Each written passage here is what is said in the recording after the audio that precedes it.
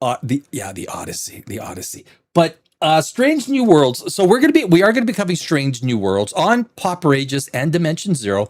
But here in Dimension Zero, I like to try and keep things to strictly sci-fi, fantasy, and really, I've been doing a lot of Starship. I don't know, on Dimension Zero, not so much on YouTube because YouTube doesn't really allow image posts. I actually did try one image post. I'm trying to think of a way, and I think I got a way to do some. So on Facebook, I do a lot of image posts, and they do exceptionally well. And I have this whole process that I use. I cut these spaceships out in a PNG, I assort them, and then based on the prompts that you use, AI can do an amazing job turning these starships to life. Why do I feel too high? Like top of my, is that better? Oh, that's better. Like the top of my head was gone. I don't know. Uh, but I have been having today. I think I did 3 posts with starships on TikTok, Instagram, Pinterest. I mean, my images are getting so much attention on Pinterest, which is fantastic, and then Facebook, and of course YouTube doesn't really have. Although on the community post side, I did do a poll today. I did do a poll today, and this is really interesting. Before we get to the Odyssey, final verdict on the Odyssey. I'm going to give you my final verdict. I have been talking a lot about it. I've only seen it once, and you know it's a bad movie when you literally start forgetting it, and you know. Uh, okay, so I'm gonna have to punch that up. Okay, I see what's going on. So let me punch up YouTube. I want to show this. I want to show this poll to you. And it's very interesting. I just put it up today. Normally, I get about anywhere from 800 to 2,000 votes on my polls on Dimension Zero. And there we go. Posts, and I'm gonna try and do this. And this one's got 105 votes. I only put it up. I only put it up not too long ago. When you get to around 200 or 300 votes, I'm telling you guys, you could have 10,000 votes. Nothing really much changes. 200 or 300 votes on a poll tends to be a large enough sample size to almost nail it. It's quite interesting. But if I pull this poll up, okay, well, I'm on Restream. I want to screen share. I want to screen share posts. Odyssey, Final Verdict, Strange New Worlds, YouTube. Okay, what?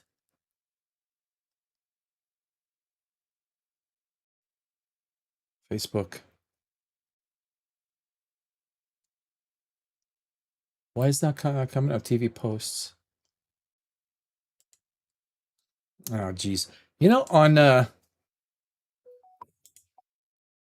oh yeah, that's it, is it? Okay, why that's entitled wrong? Oh, that takes me right out. Takes me right out. Mr. Alex, you are not allowed in the image, all right? Get out of here. Get out of here. We're automated. Look how tiny I am, eh?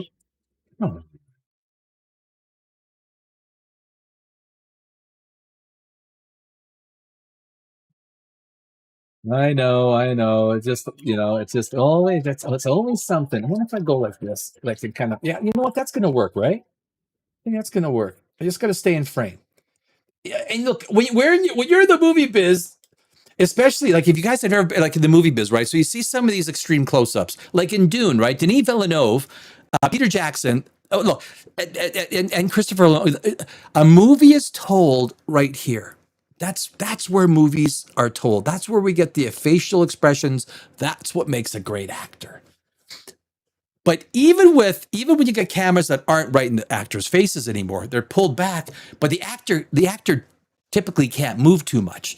Yes, they got they got large enough pixels. And look, it's a whole argument that Christopher Nolan, if you're going to make an epic mythological Odyssey, you better throw some freaking CGI in there because that's the only way you can get it done. Seriously, stop the practical effects like CGI, like using super powerful NVIDIA computers is a bad thing. Should we throw our computers out and just go back to the wheel? What this whole practical effects thing makes no flippin' sense. Zero sense. No, I don't want to use CGI. Well, your whole Cyclops thing, you're gonna have to like kind of like Mickey Mouse it. Animatronic arm. Did you guys see the animatronic arm in Cyclops? Holy Jesus Christ! Fuck. Just CGI it, buddy. We could CGI it for 20 grand. We can CGI it for 20 grand. No, I insist we'll spend $1 million building a fake animatronic arm. Okay. And look, did you guys remember that? Did you if you see that scene and you see everyone run under that fake animatronic arm? Holy fuck. I tell you, practical effects, get over it. Nolan, get the frick over it. It's okay to use CGI. Computers are so freaking powerful. Could you imagine Lord of the Rings without CGI? Think about it. And that movie was shot 25 years ago. Lord of the Rings, that was 25 years ago. That was a long time ago. So, geez, I took myself in a tangent. Where was I again? What was I talking about before this? Well, yeah, okay, we're going to come back to the Odyssey. Star Trek: Strange New Worlds. I'm not hopeful. I'm not hopeful. I thought season 3, although I didn't watch season 3, it was hard to stomach. It is like, so I did watch. What did I watch? I watched the first episode of season 3 yesterday, just to reacclimate my mind. The thing that they do is they go through and they just talk to each other. Okay, what if we do this? What if we do this? Well, we do this. If we do this, blah, blah, blah, blah, blah. Okay, this, I got an idea. Oh, are you? And that's all they do, right? That's all they do on Strange New Worlds. And it's very feminine, right? They got a lot of strong women in that one. It is, in most of the engineering jobs, have males comprise most engineering jobs at 87 to 92%. I mean, it's very, look, there's a reason. I'm not going to get into that. That's another show. We'll get into it. I think that anyway, we'll get back to Strange New Worlds. Could lightsabers really work? I got an article. We're going to get into it. I did a video on this, on whether lightsabers can actually work. Get me to there. There we go. Wait, holy jeez, you guys is talking. You sick of CG? Crank. Okay, hold on a sec. Prost. I'm a Senna fan. Facebook. I got no comment.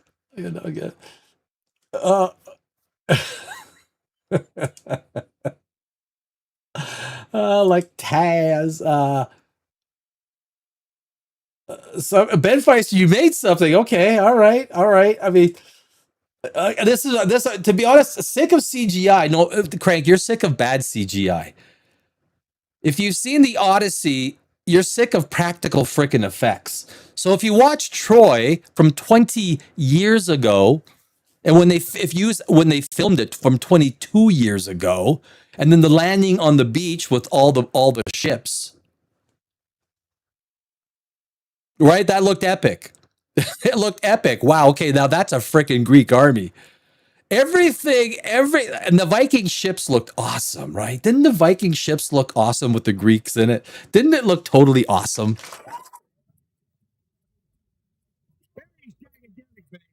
Hey, baby. Yeah, look good in the Viking ships, Greeks and Viking ships. Love those practical effects. I was waiting for, like, what's his name, Ragnar Lothbrok, to jump. Remember Vikings? What's his name? Oh, what a great TV show, right? Did you guys watch Vikings? Not the second one, the one with Travis Fimmel. If you haven't watched it, guys, I'm telling you, you have got to watch Vikings, the one with Travis Fimmel. Am I right? To me, that's one of the great TV series, one of the last great TV series that we've had. Yeah, feel old. You feel old. I am old. That's a big difference. I have not started watching Foundation yet. You know, I am yeah. I'm not going to get into the explanation, but you know, I got to haven't gone past Enterprise. Scotty, you could be smart. I mean, that's not, you missed nothing with Discovery. But what it is, if you're going to be covering it as a show, right? If you're going to be like live streaming it, you got to have at least some comprehension about it, right? You got to, you cannot just talk about it as a parrot from, so you have to have watched, you don't have to watch the whole thing, but at least I have to have watched a lot of it to have a real sense of why I don't like it and to be honest about it, right? I got to be honest. Got to be honest about it, right? I think we were on this one, right? The face that launched 1,000 ships made me cringe. You're boring. It did. I don't know why I hit that button. I wasn't even looking for that button.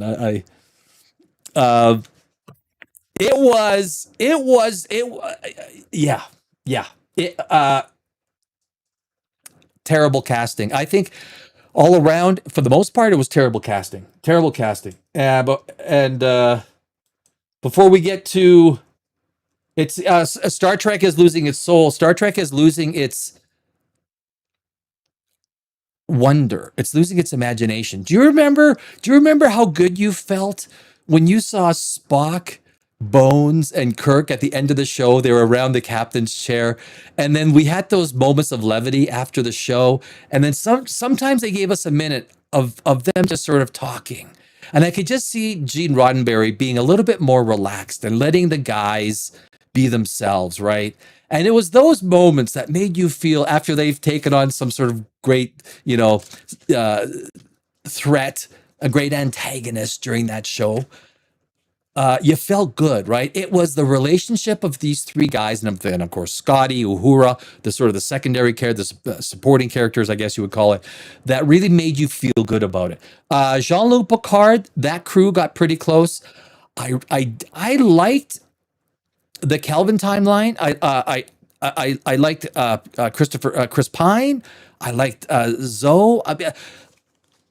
But the writing was crap. It didn't allow those characters. I hated the Captain Kirk storyline in the Kelvin timeline. I hated it.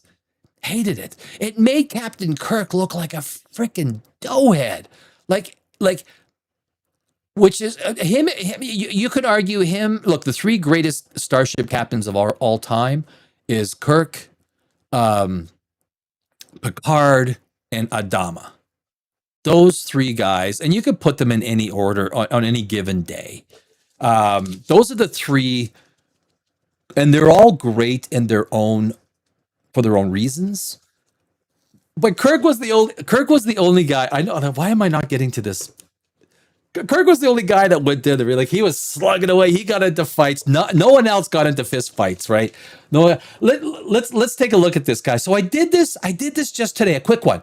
Normally by the second or third day we get to about 1,000, 1,500 votes, but usually around 100 to 300 votes, your sample size is large enough. It doesn't change. I don't think this is going to change, and this really surprised me. I don't know. I don't want to say surprised me. It didn't surprise me, but to the level, I thought maybe Project Hail Mary might have gotten like 40%. I thought Obsession is more of a horror, but it's still sci-fi, right? It's still up there. But if we take a look at it, so here's the question is, it's a basic question: best sci-fi movie of 2026 so far. If Spider-Man comes out, and I would call that sci-fi. To me, Marvel's is science fiction. It's just superhero science fiction. Although it's less science, more fiction. But Obsession so far at 5%. The Odyssey at 6%. Maybe that's where it did surprise me. We're going to go through one more poll after this. And Mandalorian and Grogu beat out, guys. That's what's surprising. Mandalorian and Grogu is beating out the Odyssey 2-1. 2-1.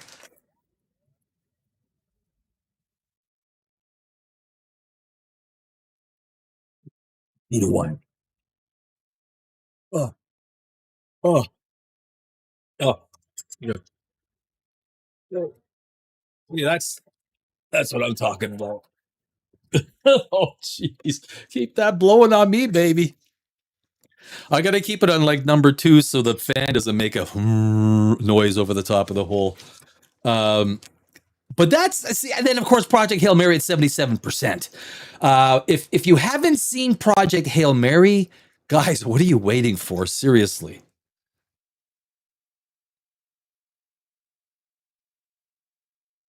What are you waiting for? It's on VOD. Project Hail Mary is I mean it's good. It's good. It is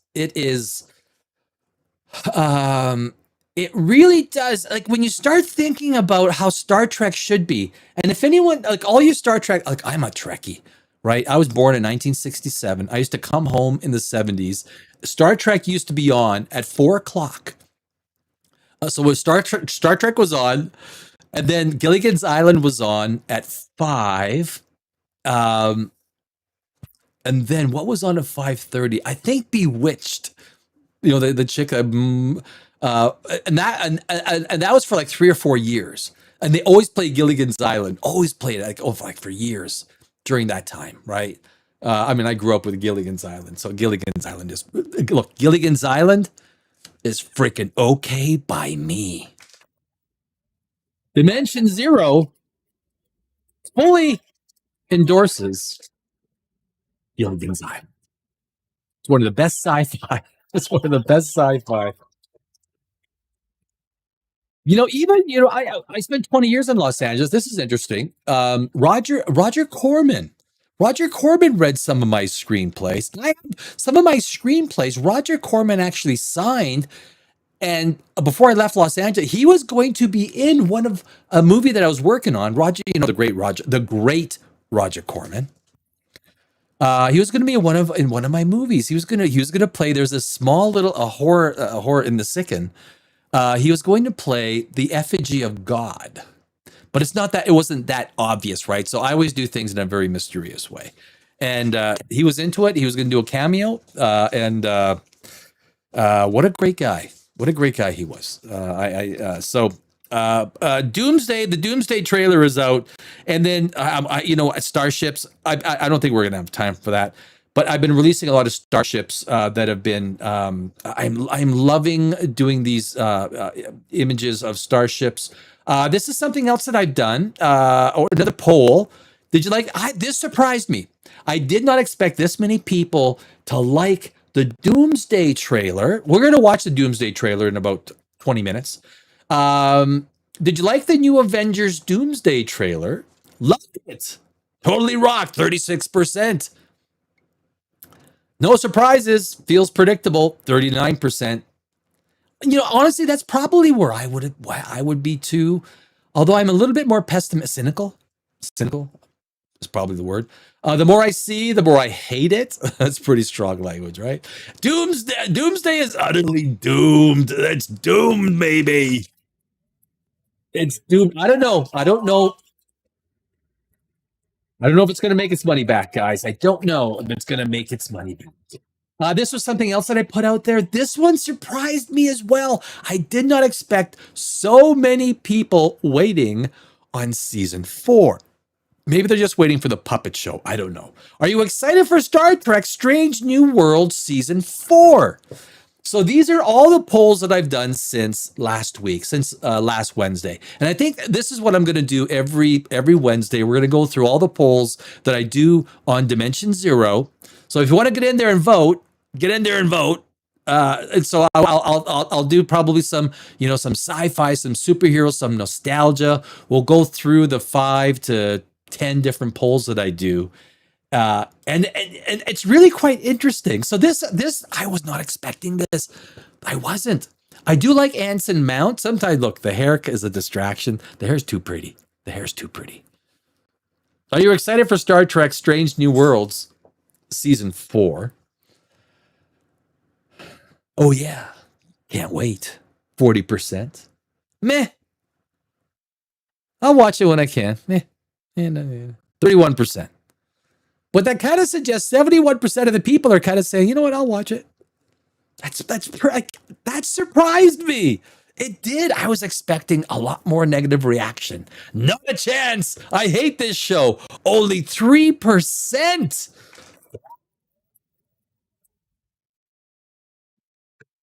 And look, and I am an outspoken person who dislikes Alex Kurtzman's way that he has done. If there's anything that is the least worst, there's some episodes of Strange New Worlds that were like, okay, I think they may be getting the Star Trek thing, and then the next episode they like, oh geez, right? It's like, no, okay, well, right when they're getting Star Trek nailed. What's his name? Spock. He's not bad.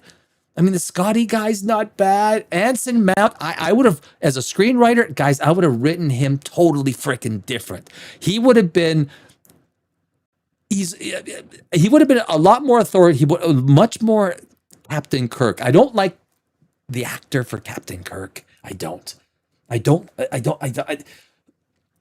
that he's a bad actor. I don't think he's the right actor for Captain Kirk. Right? Because Kirk is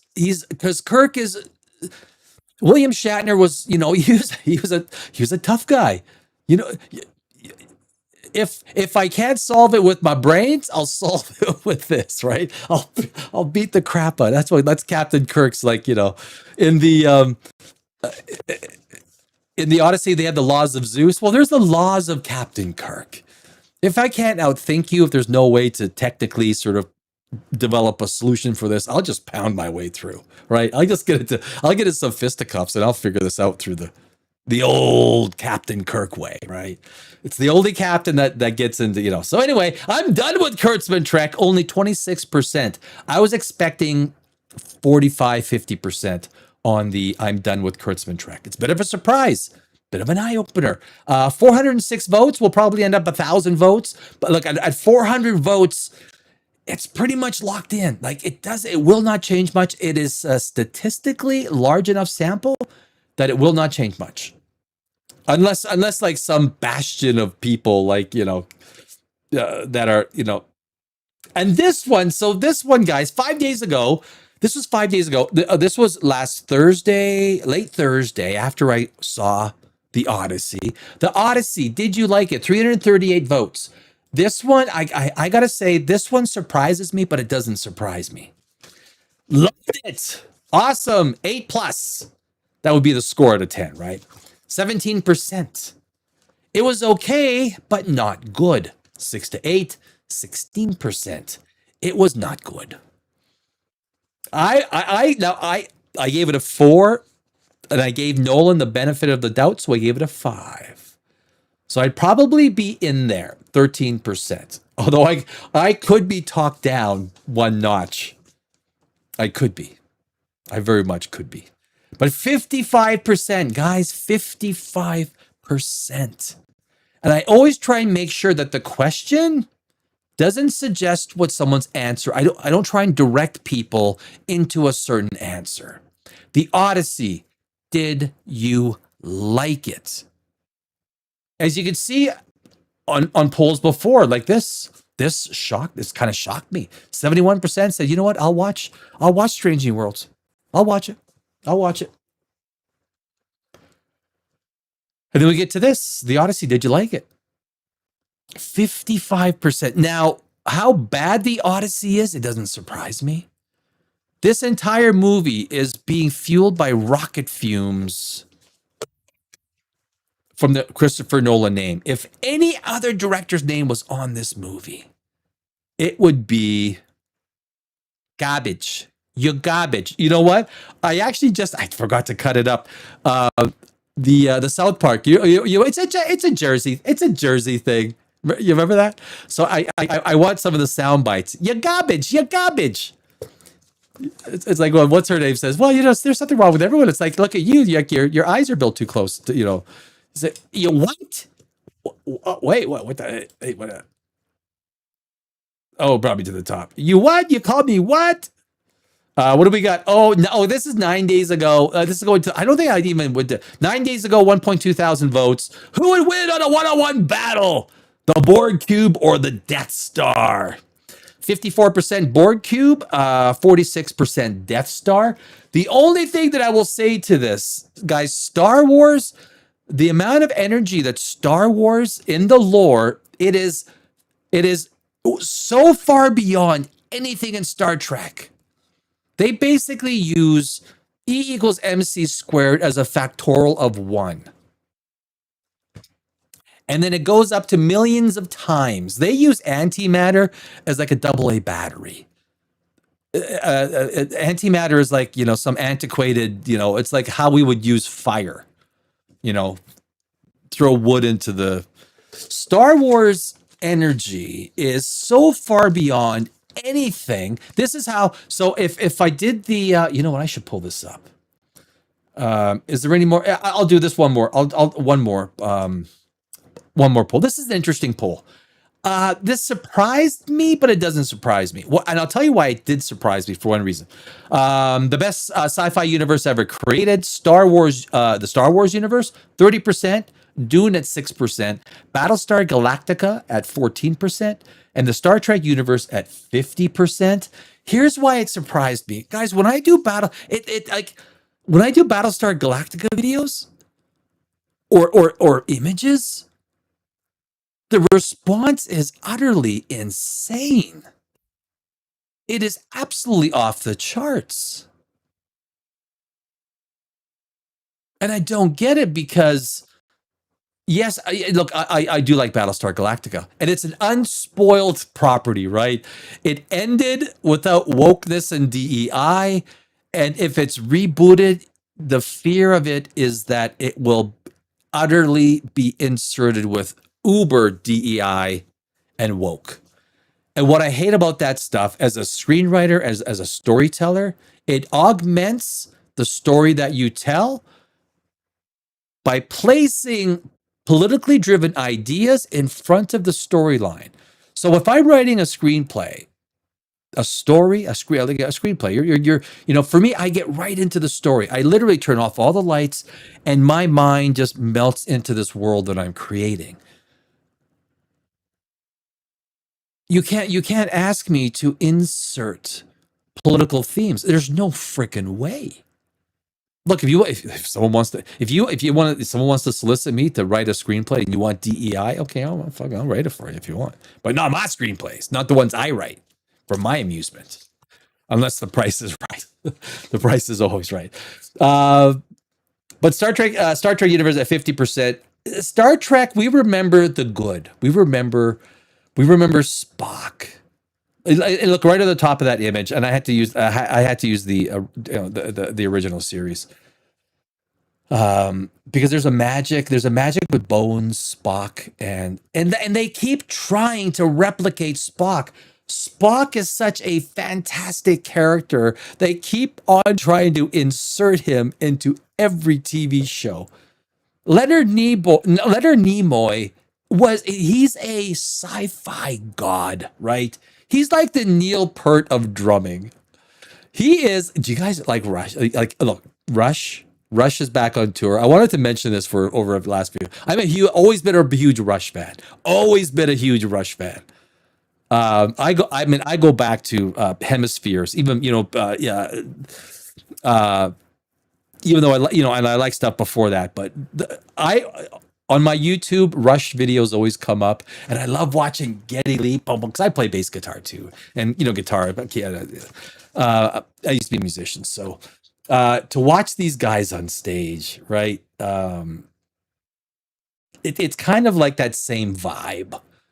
Right? Spock was kind of like the Neil Peart. What Neil Peart is to drumming, Spock is to logic and sci-fi, right? He is just the Leonard Nimoy, like that was just brilliance, right? Absolute brilliance. So and I think that's what we remember. That's why we remember we remember this stuff. we watch Discovery. We go, oh my god, holy jeez, and they get so far away from what the magic of. Now, if you watch, what was it? Discovery season 2, episode 1. If you want to see, I did do a poll. Oh, here's one. Jeez, I could spend like a whole show just going through these 3 captains, 3 legends, 3 completely different leadership styles. Now, this was not. You know what? This week, I'm gonna put these 3 guys. I might even add in their Han Solo, just to throw in like a smuggler type captain. I don't know, but these 3 guys. This is. Oh, okay. I got. There's some good conversation going on in chat. Uh, Makes me want to stop talking and start writing in the chat. These guys, but look, each of these captains have got something great that they delivered to the screen for us. What's her name from Starfleet Academy? I have feet. I will show you my feet. If feet turn you on, you will like Starfleet.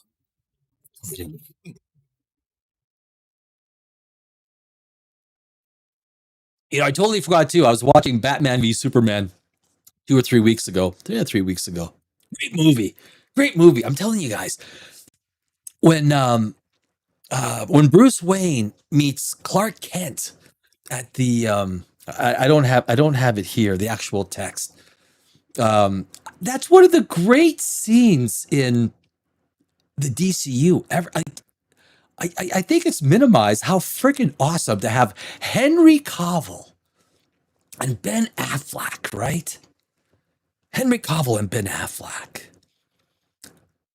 Maybe it's the Gotham in me, but I'm just, sick and tired of having people getting dressed up as clowns. It's the whole conversation is so I don't know. It's I do look at. Oh, that's one poll I'm going to do is what is the most destroyed universe? It's going to happen this week, going into next Wednesday's show. So, but what was the point? I was Superman. Damn! I get myself off of Superman. I was going to the Superman, Batman beast. Oh, yeah, she was in what's her name? The captain of Starfleet Academy. She was the senator. And I was watching it. I was like, oh my God, there she is. Yeah, I totally forgot. Not that I forgot. I didn't connect the two, right? That's when, what's his name? The bomb explodes and then Superman in Capitol Hill. And Superman is standing there going, fuck. Right? It was total Henry Cavill. It was like The Witcher, right? It was a Henry Cavill Witcher moment. It was like Henry Cavill going, fuck. Right? Except it was Superman. I miss Henry Cavill as Superman. Oh my God. You really go back. Guys,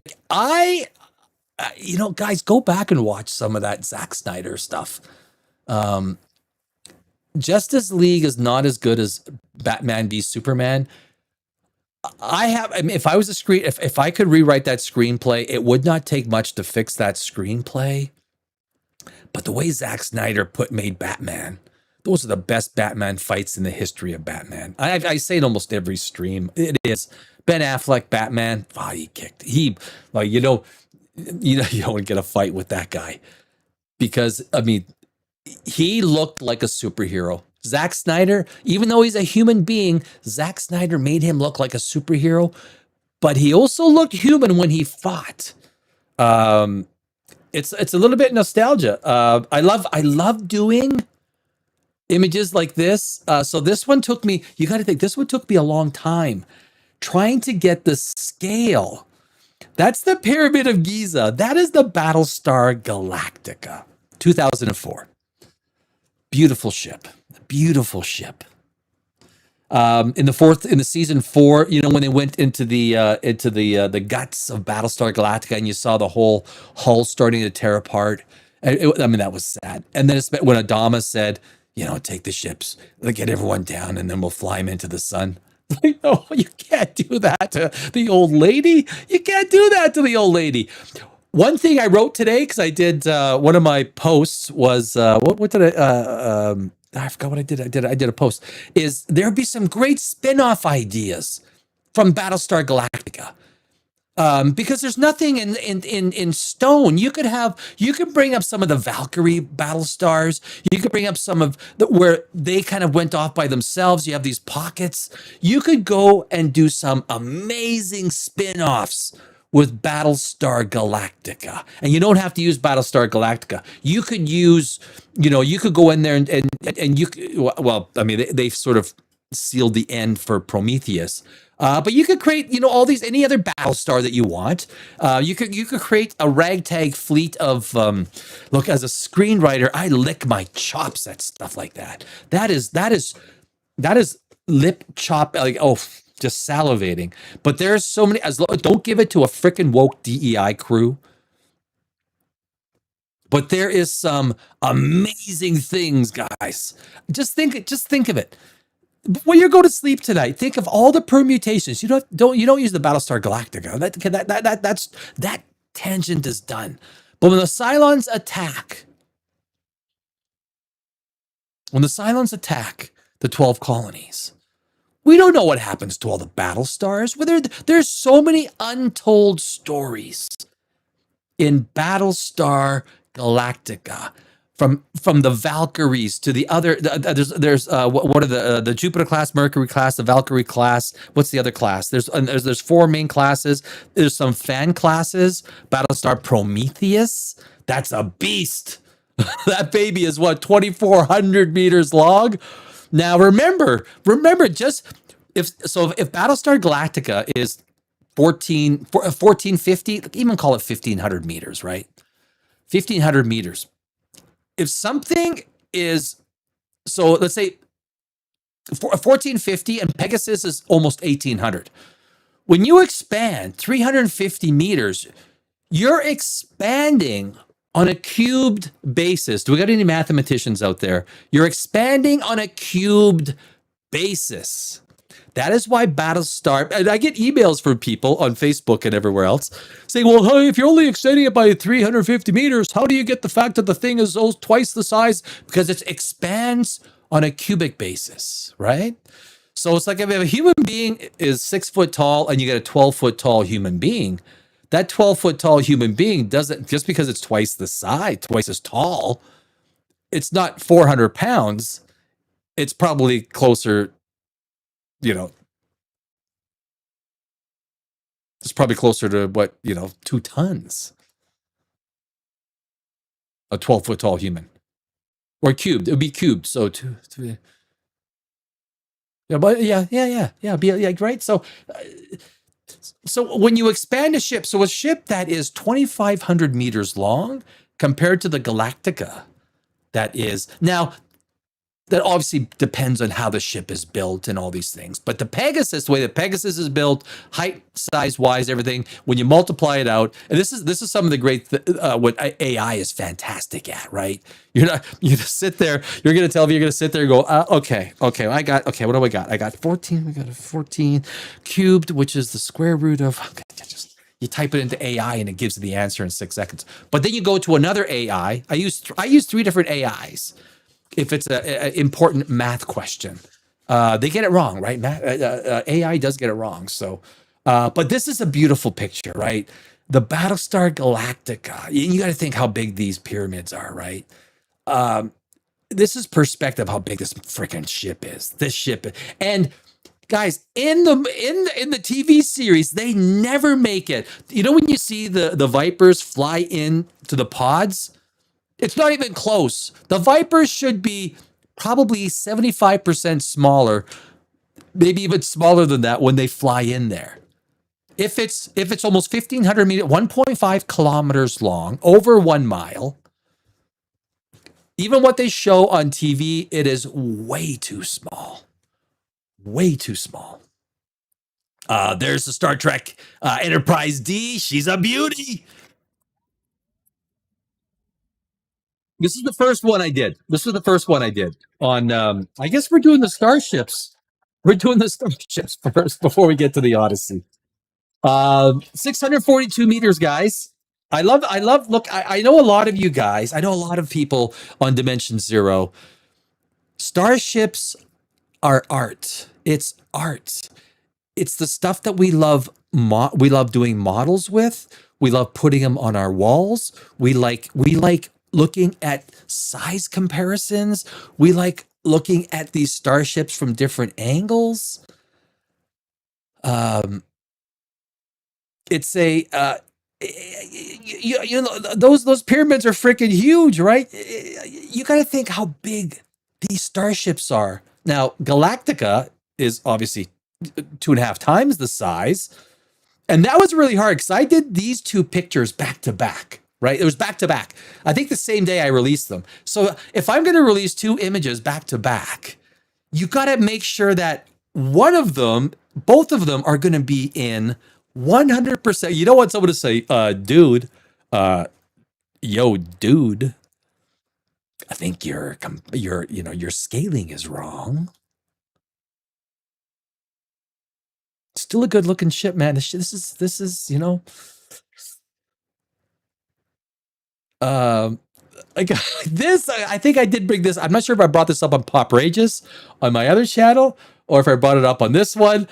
And I brought this up specifically for I was watching the Nerdrotic guy because I do watch FNT sometimes, Friday Night Tights. I think he does a great job, right? I enjoy watching it from time to time. And there's one episode he was talking about he prefers the trunks on the outside. It's to me, who wears their underwear on the outside? It doesn't. I don't. I don't. I think it looks stupid. It's like one of those things, like you lose a fight, to Chuck Norris, and you lose the bet, and you got to wear your underwear on the outside. You got to wear the underwear on the outside of your suit. So I wasn't sure. I wasn't sure because I don't like the trunks on the outside. I don't. I don't like it. It surprised me to the degree 83% to 17%.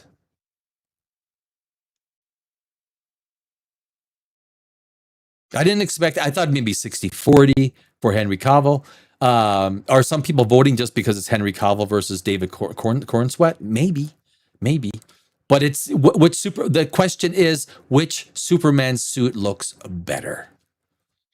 I believe Henry Cavill's looks better. It's up to you guys what you guys would think. This again, just some of the many images that I do. I'm trying to come up with different styles. The new styles that I'm doing now, I'm very excited on. Man, this image just did fantastic on a Facebook release. It's basically showing the Prometheus, the Pegasus, and the Galactica. Battlestar Prometheus, which is 2,475, 2.5 kilometers. For those of us who are not metric savvy, that is going to be just under 2 miles. 1.6, right? So if you 100 kilometers per hour is 60 miles per hour. You multiply by 0.6. 0.6 is the or divide by 1.6. One of the two. Battlestar Pegasus, 1,790 meters. And then the Battlestar Galactica, look, which is still a freaking massive ship. The Destiny and Stargate. The Destiny, 700 meters long.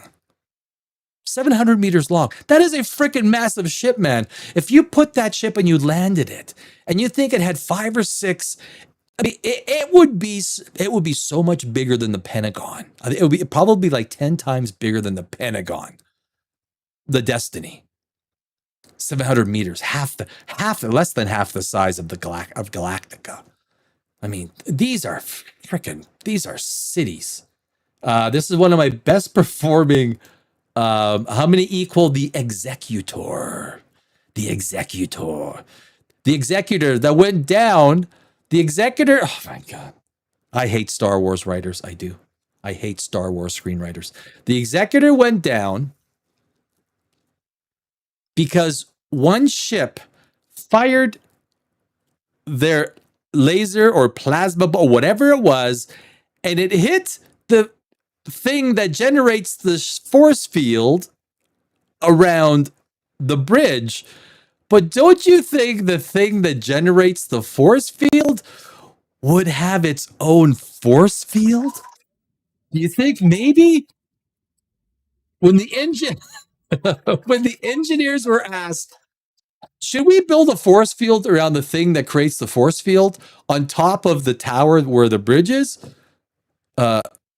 Yeah, you need to ask me that. Or they forgot. They just said, well, look, we should have. Next time we build an executor, we're going to build a force field around the system that creates the force field. I mean, it's so stupid, right? And then you remember that scene? I did a video on this. Do you remember the scene? And so this one starship, this one starfighter. Do you remember the scene, right? The executor. They take down the executor with one starfighter, 19 kilometers long. 19 kilometers long. That's 12 freaking miles. It's the size of a city. They knock out the force field with one little pew. And then the second it hits the bridge, for some reason, it literally instantly knocks out a 19 kilometer ship, a 12-mile ship. Now, angular motion. Do you guys know about angular motion? You guys know about black holes, right? Things go around black holes because they doesn't fall right in. Angular motion, right? So,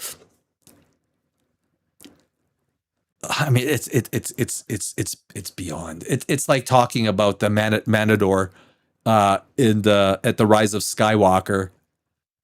And then they got the bomber that comes and they take out the Matador, right? It's like, oh my God, okay.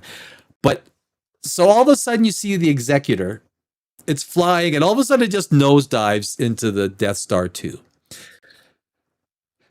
First off, the Death Star 2 would not have, its gravity would be like 0.2% of Earth. It would be negligible, a 200 kilometer diameter, 200 kilometer diameter, right? Would have almost no gravity. People say, well, the Death Star is so big, it's got gravity. No, it doesn't. It's got 0.2% of Earth. It has no gravity. And even if it did, angular momentum would take that ship. It would never fall into the Death Star. Not for 1,000 years would it fall into the Death Star. This is basic physics. Basic physics.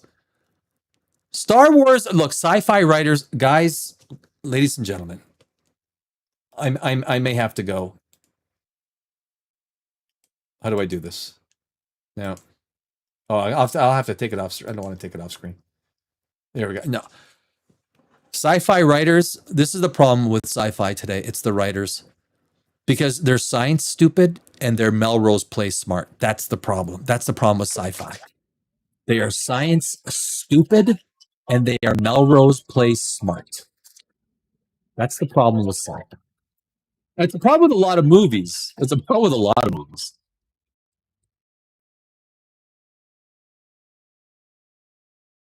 Entertain! He does not entertain! Russell? Yes?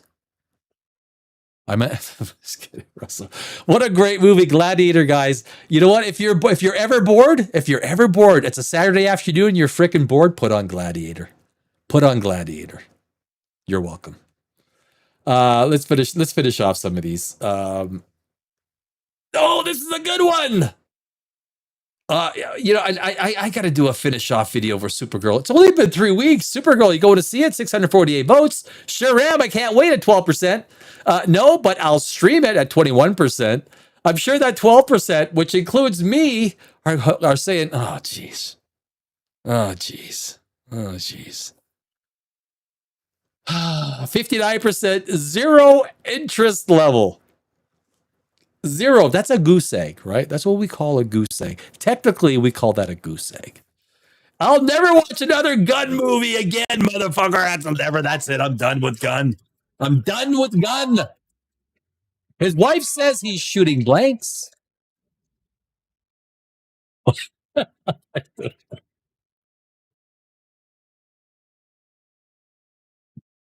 Is there anything? I don't know. Well, I mean, well, like, well, what the hell is a good looking guy? That's a good looking guy. Who's that guy? Good looking guy. It's got a big head though. It's got a big head. I can't even buy a cowboy hat. My head is so big. It's true. It's true. Yeah, this is Facebook, right? No, um, this is. Oh, geez, look, we're recording. That's us live. I do want to show this. Yeah. So I'm gonna go to the photos. I'm really pitching a tent because my queries and how I developed a page, basically a 3x4 scale. So I go into Photoshop and I create a general layout and I put all the information and I build it up. And so this was the latest one I did, and I freaking love the way this came out. Right, I have certain prompts that I do, and having worked with especially ChatGPT and Gemini, it gets to learn who you are. It remembers, and after working with them for so long, they start to understand what you want and what where your thumbs down are, what you don't like, how you like it. And when you put the right prompts in, some really amazing things come out. So this is the Matador. This is the First Order. This is the Rise of Skywalker, which is a brilliant ship. This is a gorgeous ship that was taken out by basically. Remember, Poe was standing there. Oh my God, it's the stupidest writing. It's the stupidest writing. The sequel trilogy is some of the stupidest Star Wars writing. I am sick and tired.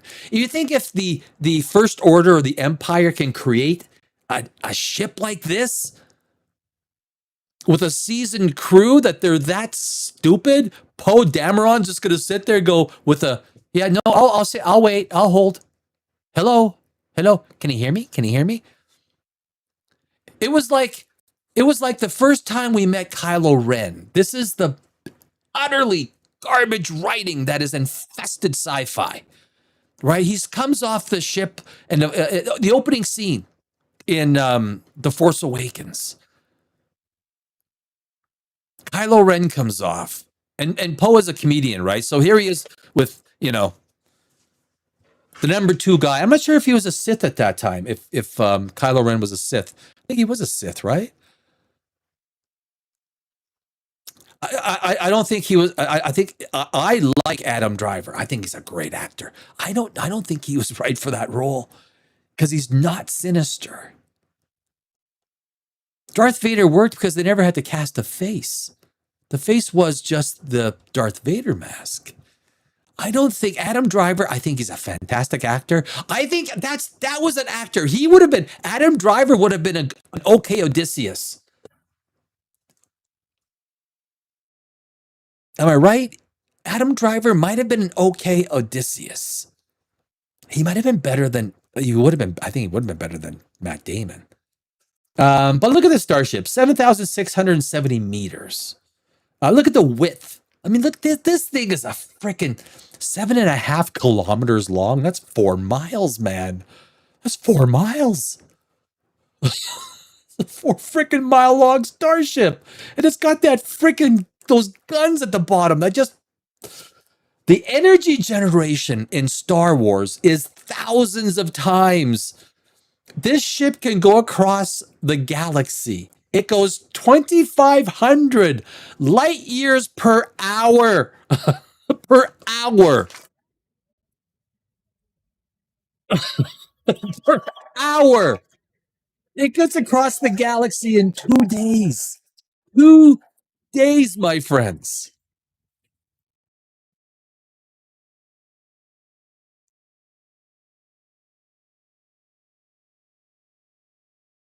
And this is why people say Star Trek versus Star Wars. Look, Star Wars would obliterate the Federation in a matter of hours. They could send their 25,000 destroyers literally from system to system to system in a matter of hours, where it takes Star Trek Like they're only in a little section of the you know, they're quadrants. Right? Everything's set up with quadrants. Now, of course, it's all BS. It's what the lore dictates. Here's the lore of the universe. The lore of Star Wars is that its energy generation is millions of times that of Star Trek. You could have these gargantuan star destroyers, even with the smaller star destroyers that are basically the size of Galactica, because they have about 25,000 of those, going from star system to star system, wiping everything out. There would be no stopping. Antimatter is a fraction, a tiny decimal place of the amount of energy these ships exert. I'm much more of a Trekkie. I am. I understand Trekkies' desire to get all excited that, Star Trek would destroy Star Wars. Guy, it wouldn't even be close, because it comes down to energy generation. They deal with hypermatter, which is a factorial of E equals mc squared. Whereas Star Trek's limit is E equals mc squared. Is it all BS? Of course it is. It's not even science fiction. It's science fantasy. But this is what the lore, now, it doesn't even make sense. You go to so many, like the Death Star fired its weapon, the recoil alone, if the Death Star fired its weapon, would send the Death Star back at 40% the speed of light. 40% the speed of light. That's the recoil of the Death Star weapon.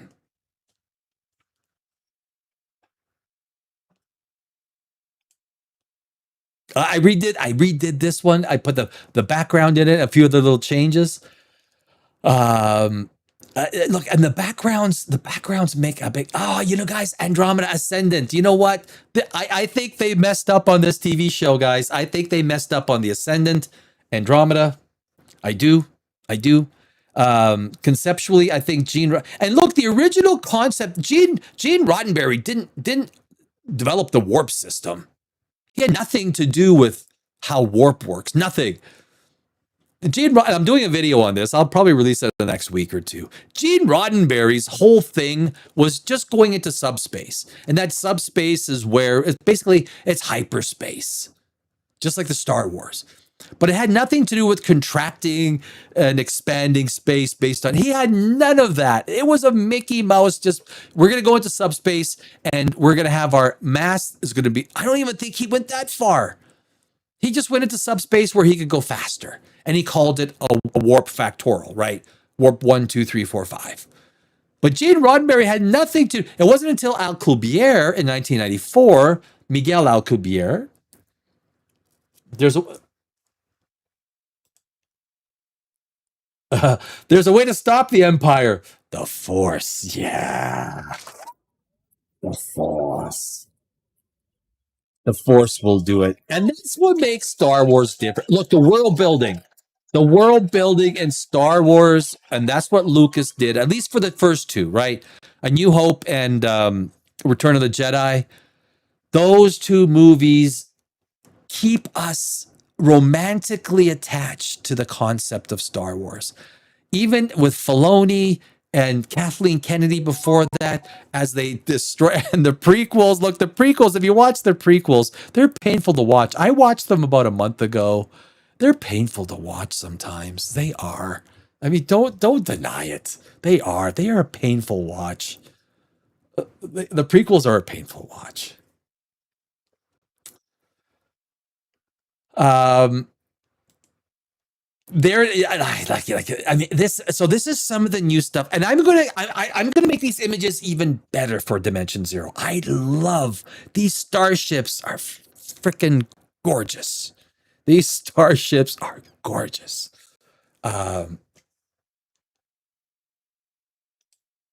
Galactica. People love, guys, I'm telling you, man, there is a romantic, nostalgic love for the 1978 Battlestar Galactica. I see it in all my videos that I do. I see it in the engagement. I see it in the number of views. I see it in everything. People love this Battlestar, the 1978. There is a romanticism associated with this Battlestar. I changed my logo. I did some experimentation, and I thought with images. Okay, you know what? I'll throw it out. It's they're building Galactica up in space with a orbiting space station. It wasn't how I wanted it to turn out, but it's like there we are. We're building it in the shipyard. We got the. It's interesting to see perspective, right? Interesting to see perspective. Battlestar Pegasus. People love the Pegasus, but take a look. The actual size, there you see the Sears Tower right down there, right? That is the Sears Tower. Compared to the, they do not make in the TV shows, they do not even make the size of these battle stars close to how big they really are. Battlestar Galactica, 1978, a different format, less without the background, less dramatic, I guess. Here we go. Well, we're going to stop there. Well, because we're going to get into a few other things. But anyway, but that is Grace Park, Sharon Valerie, some of the great women characters in Battlestar Galactica. That is, that is Freaking awesome.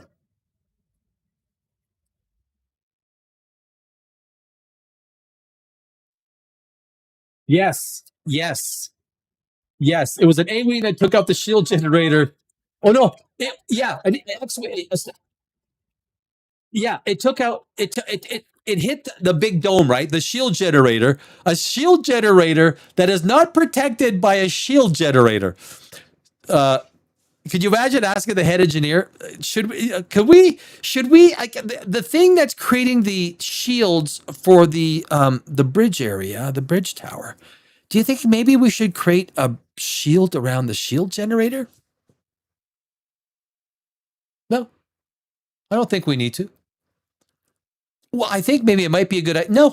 No, I don't think we don't need to protect the shield generator. Why would someone want to hit it? Well, because maybe the writers might need it to be right.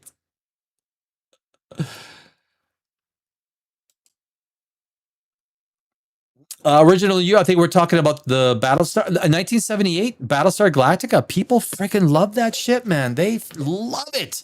And I put images out, I put videos out. I'm telling you, they disproportionately.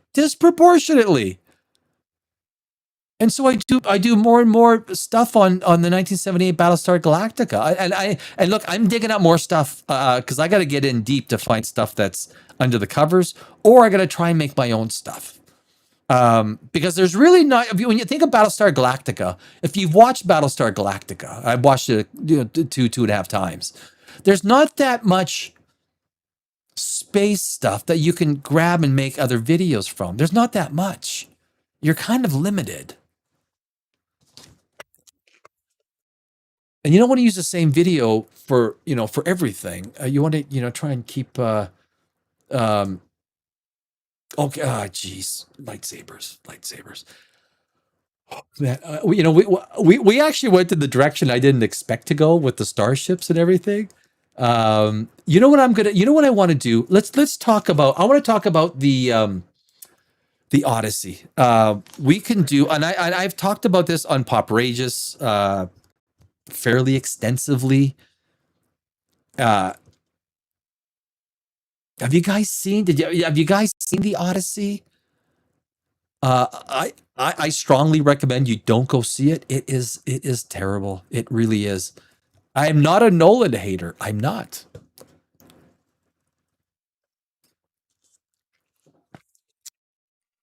I don't think he's as talented as everyone thinks he is. I think The Dark Knight was one of the worst written screenplays. Period. It's just as bad as Dark Knight Rises, which is very bad. And I will take on anybody. And this is a stand with my other channel, Poprageous. I will take on any other screenwriter. Any other screenwriter. You want to come? You want to go live with me, and we'll go scene by scene and see if you can convince people at how stupid Dark Knight isn't? It's impossible. It is a horrible. Now, you ask yourself, why does it work then? Why do so many people like it? I'll tell you why. Heath Ledger is the big one. There's no way that people are going to turn their back on Heath Ledger for that performance. The fact that he passed away. It's an iconic role. It is a defining role of a young actor taken away. Christian Bale absolutely looked. The thunder was all taken away from him by Heath Ledger. Whether you want to start with the opening scene with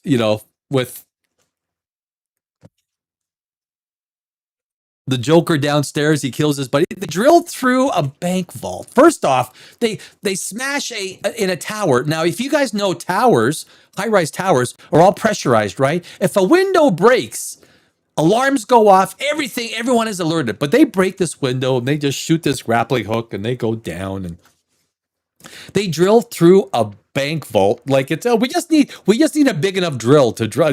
No, that's not how bank vaults work. And now what they only use landlines. They don't use cellular telephones or to contact 911. And now they are robbing a mob bank. You're robbing a mob bank and you're telling me there's not a whole bunch of bald big ass Italians hanging out? And then the Joker is downstairs, kills his one buddy, and he goes and fills 8 bags full of cash in 30 seconds. Each bag weighing 200 pounds. He carries each 8 200-pound bags upstairs within this 30 seconds. Kills the other guy.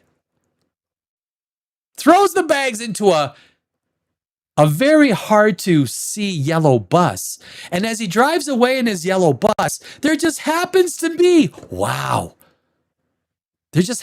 a procession of yellow buses, and there just happens to be a whole space for him to pull right in. Oh, that is just great screenwriting. That is just great screenwriting. So good. So good.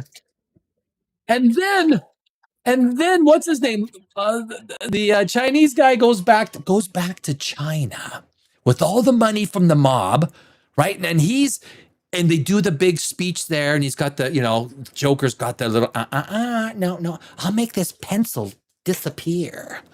So you're gonna get this guy who's 250 pounds, and the Joker's gonna take his head and do one of those on a 250-pound freaking tub. I don't think so. Okay, but I'll just buy it because I'm dumb. But anyway, so Lau goes back to Hong Kong. He's held up right in the top of his tower. No one can come and see him. But thank God, what's his name? Fuchsius Clay, what's his name? Fox, I forgot his name. Morgan Freeman, because they're talking about a merger, he comes in and, I'll see him because we're thinking about a merger. Are you kidding me? And do you remember the C-130 that flies over Hong Kong? These are South Korean smugglers who have a C-130. South Korean smugglers flying over Hong Kong. And Batman is standing there. He's got, what's his name? Lau? Is that his name? Lau or Lam? Or he's holding him from 0 to 300 miles per hour instantly. Instantly. Their heads would be torn off, everything. Their torsos will be torn apart. But they got a C-130 flying over Hong Kong. Pulls them out. Oh my God, fuck me. I can go, you want me to go deeper into that bullshit screenplay called The Dark Knight? It gets worse. How does the Joker get out of his captivity at the police station? Well, for some reason, the police decide to station a police officer inside the cell. You're like, why would you do that? Why would you need, and of course the Joker eggs him on. This guy looks pretty tough, but somehow Joker beats him up. Okay, whatever. The Joker is super criminal. But why would you put a freaking cop in the... Regardless, somehow before that, they arrested some other guy who had this entire bomb sewed into his body. Could you imagine if you had a bomb sewed into your body? You'd be dead just because your body's gonna... Okay, fuck me. You don't think as you arrest this guy. He goes through the metal detectors. Is he clear? Yeah, he's clear. You didn't detect that big ass bomb inside of him? Nope. There's no bomb in there. Nope. All right, throw him in. So the bomb goes off. This is the Dark Knight. The bomb goes off. Everyone's wiped out. Everyone's like done for, except the Joker. The Joker and what's his name? They get away. Right? Oh my God. It's like you're dealing with, this isn't just convenience, right? This is any other screenwriter would write this utter bullshit. And you would say, holy, you talk about a screenplay that is not just a little bit of convenience, that is built on utter freaking convenience. Now that's the Dark Knight. I know I went too long. I could go so much deeper into the Dark Knight. I got to do it. I am started working on a video to show how bad the Dark Knight is. It is an absolute garbage, crap ass, stupidly written, nonsensical. The reason it works is because of Heath Ledger, and guys, spectacle.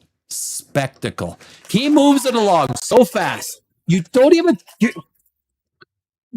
understand why is Morgan Freeman in Hong Kong. You don't even understand why. He moves it along so fast.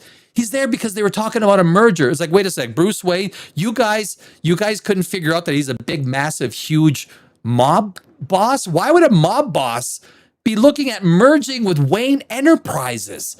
This is your reason for frickin' Morgan Freeman getting inside, and he somehow keeps a phone. He's got some of the best security, but Morgan Freeman's got the smarts to get a phone upstairs. Oh, fuck me. Nolan, fuck you. Nolan, your screenwriting?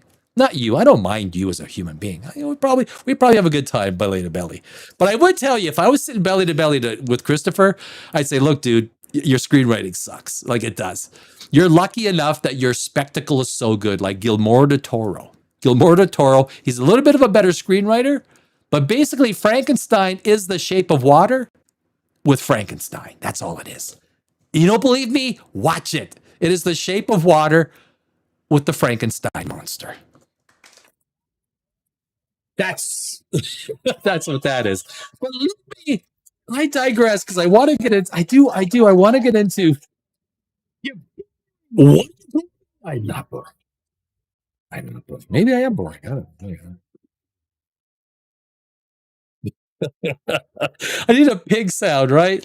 I need a pig sound for Cersei in the Odyssey, right? The Odyssey. She turns them into pigs, right? This is such a feminist undertones in this movie. I'm just turning them into what they are. They're pigs. Oh my God. Okay. All right. Okay. Now, let me make some blanket statements about the Odyssey. All of the acting is near garbage. Okay. And I'll tell you what, bad scripts after 20 years of being in Hollywood, having written a few things myself, a bad script will turn any actor into a bad actor. John Leguizamo should get a Razzie Award for his performance. The Colombian should get a Razzie Award for his performance as the blind Greek. What a freaking dog-ass performance. Give Leguizamo a freaking Razzie Award, please. Please. Well, while you're at it, can you please, Robert Pattinson, you are the winner of the Razzie Award for, actually, Leguizamo and Robert Pattinson. You're telling me Robert Pattinson did a good job at any time as the antagonist? As the antagonist, did you really ever think that Robert Pattinson was in any way threatening? What, he was in any way menacing? That he was in any way helping to bring the tension up in this movie? It was a freaking joke. It was a joke. He was about as menacing as a toy poodle. Robert Pattinson, sorry to burst your bubble. And I'm not being mean. I'm just being freaking honest. Spider-Man and Batman going head to head. It would have been better if they would have had the suits on. Now, guys, when you're trying to do a mythological fantasy without CGI, anyone that says, "Oh, I love this movie. I love the way because it always does practical effects." Okay, you know what, guys? Guys, can I? You're a fucking idiot. Okay, you're a fucking idiot. You're a fucking idiot. Sorry, what? You're an idiot. We have computers, guys. NVIDIA is right now releasing the Vera chip, which is what is it? 200 times. The Vera chip is 200 times the speed of Blackwell. These computer processors, so you can basically take instead of being into a Viking ship, it's a good looking Viking ship in the are those Greeks in the Viking ship? Yeah, they are. That's the Greeks. They stole themselves a Viking ship. Poseidon gave them a Viking ship. Okay, well, what the fuck me. And you think that was a good idea? Why was Travis Scott in this thing? I tell you why. Because you could put another black man in there and look really DEI, and we'll get him pounding a stick. We'll get him pounding a stick or something like that, and we'll like put him on a stage and make him sound like he's telling a story, like he's Homer himself. And the Colosseum discuss. Oh my god.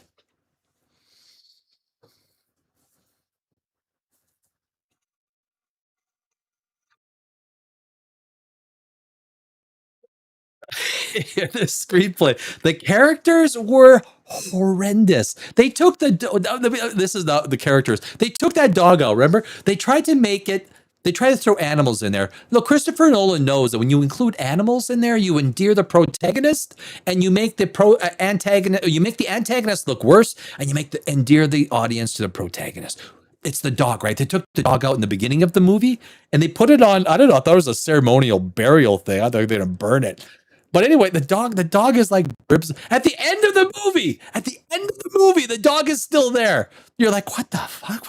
Did I fall asleep and wake up to something? What?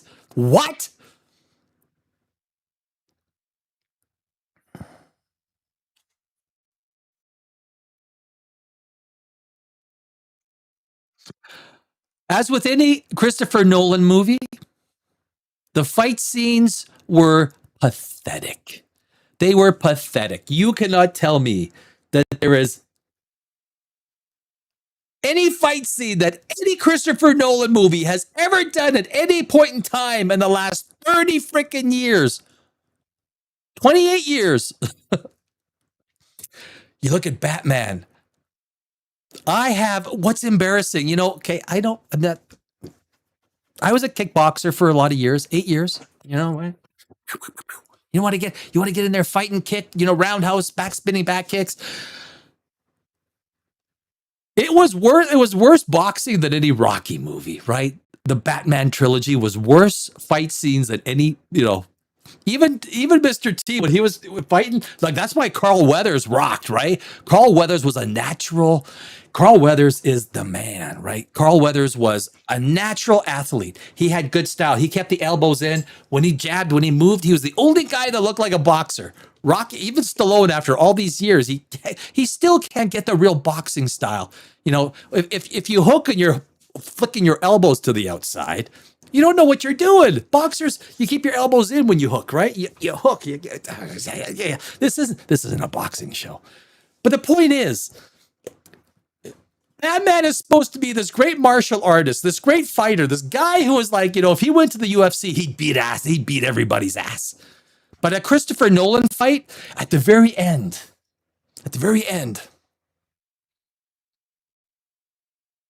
when Odysseus comes back, he's got the hood.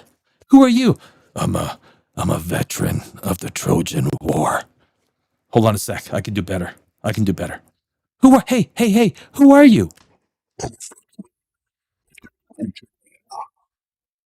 Sorry, you're who?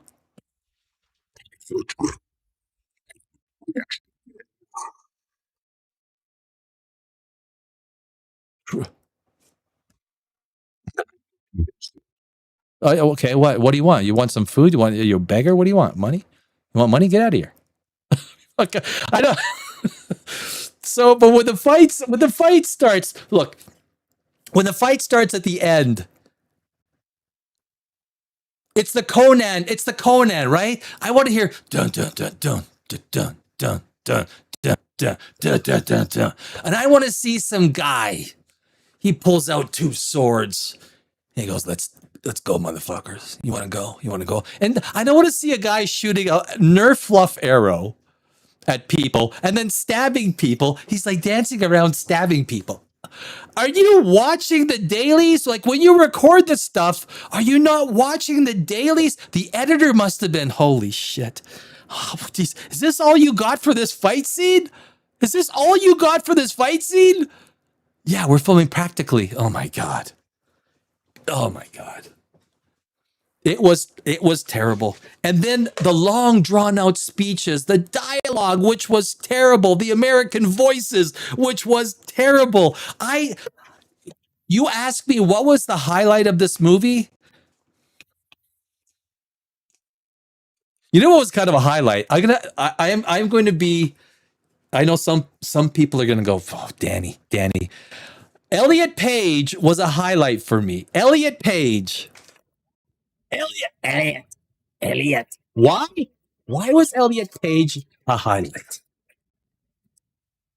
I'm a contrarian, my friends, because I was looking forward to seeing this person act in a role that I knew was going to be absolutely hilarious. And it met my expectations. It was the only thing in this movie that met my utterly low comical expectations, to the point where when Elliot Page was on screen, I smiled and I enjoyed it, going, okay, this is good. This is good. Christopher Nolan, you're good. You're good. This is good. Honestly, you look forward to the Elliot Page scenes. Oh, we got another one right on. What is he, she, he? What is he going to say? And you can tell when he speaks, he's a woman transitioning to a man. Like, a man's got a man voice, right? It's got a little bit of a fairy kind of a mid voice. Like, I have nothing against the person. That doesn't mean that they can't live their life, and we've all got issues. We've all got problems. Like, look, if I had to unlay my problems of who I am, look, I would have no friends. Wait a sec, I have no friends. Shit. All right. Well, that explains that. I got no friends. Honestly, right from the very beginning, you look forward to the Elliot Page scenes because you're like, okay, this will be funny. This will be funny. I'm looking forward to this. John Leguizamo, give it to me. Give it to me, baby. The Colombian playing a Greek, it was freaking horrible. Anytime I hear someone say, John Leguizamo is pretty good, what movie did you watch? I mean, you know what he was good in? He was good in John Wick. I think that's the only thing that I remember him ever being good in. He was actually good in John Wick. He was. The first John Wick, right? I think this is the only one he was in. Visual effects, well, there were no visual effects. It's shot practically. I'm telling you, one of the funniest scenes when you watch the Odyssey, whether you go to the theater or whether you watch it at home, when they escape from the Cyclops in the cave, you'll see this animatronic arm, and it's a big ass fake animatronic arm.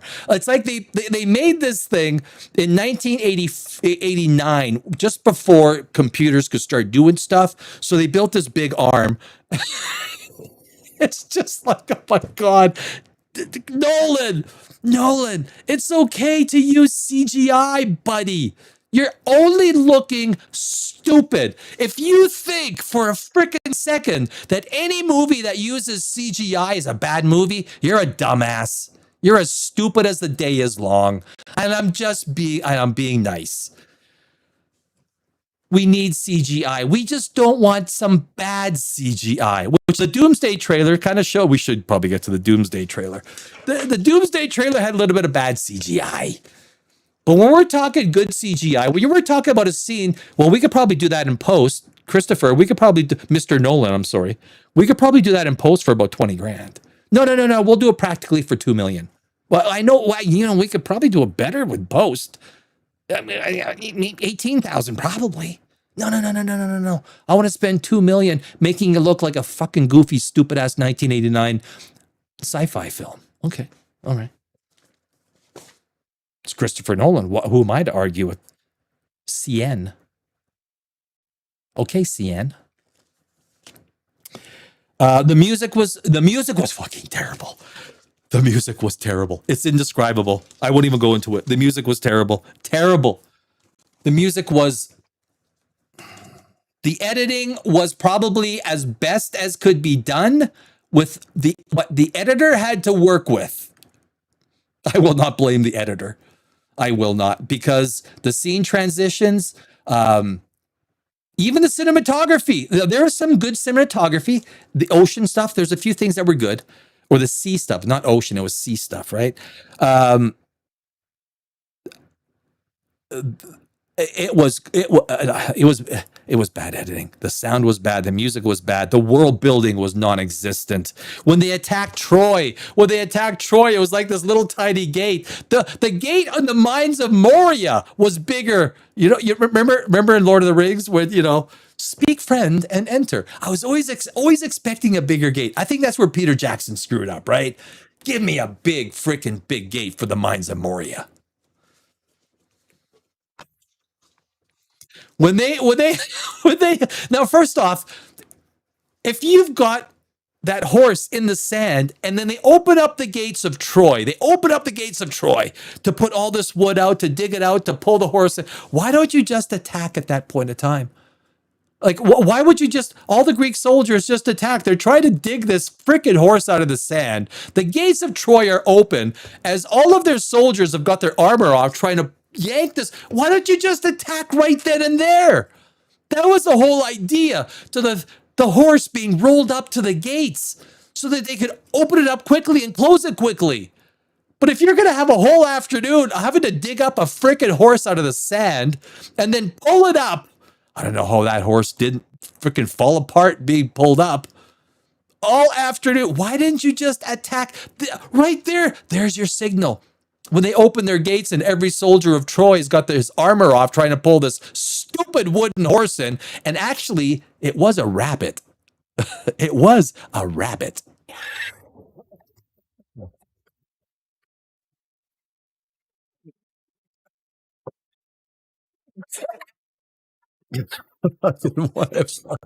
This movie is beyond stupid. Visual effects, like I think I've been through it, guys. I'll probably on Pop Rageous say a little bit more about this movie. This movie, it is shocking to me. This is the end of the Nolan Halo. It is shocking to me, a movie that is this bad, that is written this bad, directed this bad, with the effects that are this bad, the acting that is, the dialogue that is as bad as any high school play. And that's not hyperbole. This dialogue is as bad as any high school play. Does Christopher Nolan have any creative writing skills? Did he go to university and take any English? I did. That was my major at a university. You know the person that wrote Supergirl, just to burst your bubble, you know that she had no English writing skills. She didn't go to university and study creative writing. She didn't write a screenplay. She didn't. And boy, surprise, surprise, look at how bad Supergirl was. I think the only way to make Supergirl work is to do Supergirls. Supergirls. Plural. Supergirls. I'll go see Supergirls. Okay. Can I see Supergirls? I'll go see them. Yeah, baby. Hey, baby. I will not behave. All right. I am done with freaking Nolan. Wait, did I need that? Wait. Hold on a sec. Did I need that? No, I don't need that. I don't need that. Who cares? I don't even want to know what Nolan's next movie is. I don't care. Oppenheimer was pretty good. Dunkirk, seen it once, forgot about it. Oh yeah, he did do that movie, right? He did do Dunkirk. Oh right, I forgot about that. Oh yeah, right. Interstellar, yeah, not bad, not bad. Inception, yeah, Elliot Page, Elliot.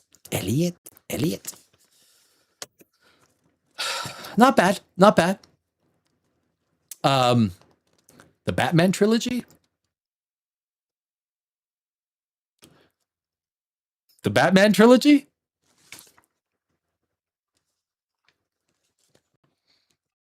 Thing sucks. Is that the one I want? No. Stupid is, stupid does, sir. Okay, children, let's take our seats. All right, let's get going. Okay, so where's my itinerary? Okay, Doomsday. That's what I want to do. Let's jump into Doomsday.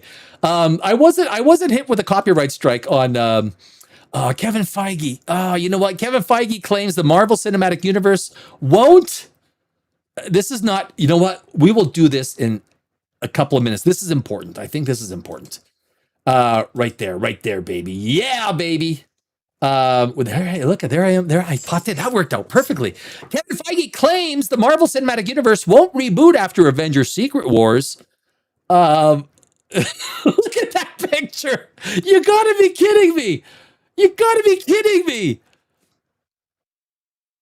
Steve Rogers with Pedro Pascal. He's not Reed Richards. That is a terrible Reed Richards, right? You got Ant-Man. Like, look at.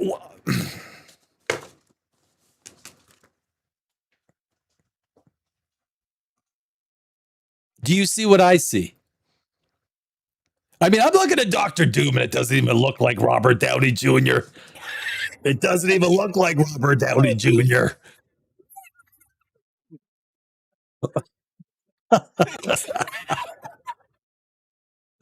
For years, one of the biggest questions surrounding the Marvel Cinematic Universe has been whether Avengers: Secret Wars would serve as a hard reset for the franchise. According to Marvel Studios president Kevin Feige, that won't be happening, my friends. During an appearance on Josh Horwitz's Happy, Sad, Confused podcast, Feige addressed persistent speculation that Secret Wars would completely reboot the MCU after the conclusion of Phase 6. His answer was direct. Fuck you. He said no. He said no. Instead of wiping the slate clean, Feige said Marvel is looking to the comics, specifically Jonathan Hickman's Secret Wars, as a guide for what comes next. I look to the comics, as I always do.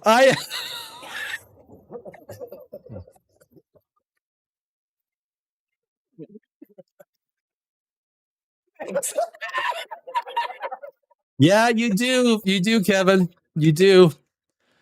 In terms of our storytelling, Feige said, in both the Secret Wars, but particularly, never mind. But particularly the Hickman Secret Wars from 10 years ago, there's a nice roadmap to where we can go. Well, what happened with the Eternals? What happened to the roadmap? What happened to the roadmap with Wakanda and Captain Marvel? Where's the roadmap? Can I see this roadmap?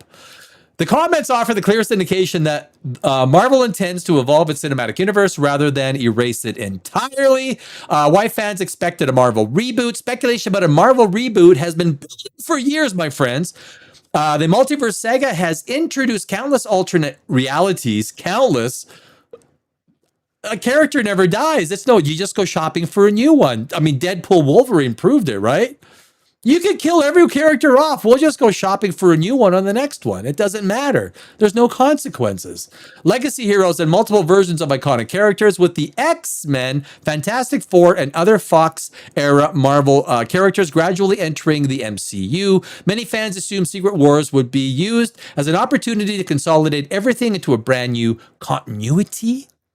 Feige himself helped fuel that discussion in 2025 when he described Marvel's plans as more of a reset than a reboot. Reboot is a scary word, he said. Reboot can mean a lot of things to a lot of people. Look, that's what your predecessor is going to have to do. A frickin' hard reboot, buddy. Reset singular timeline, we're thinking along those lines. X-Men is where that will happen next. There he is. There he is, my friends. That's our friend Kevin Feige.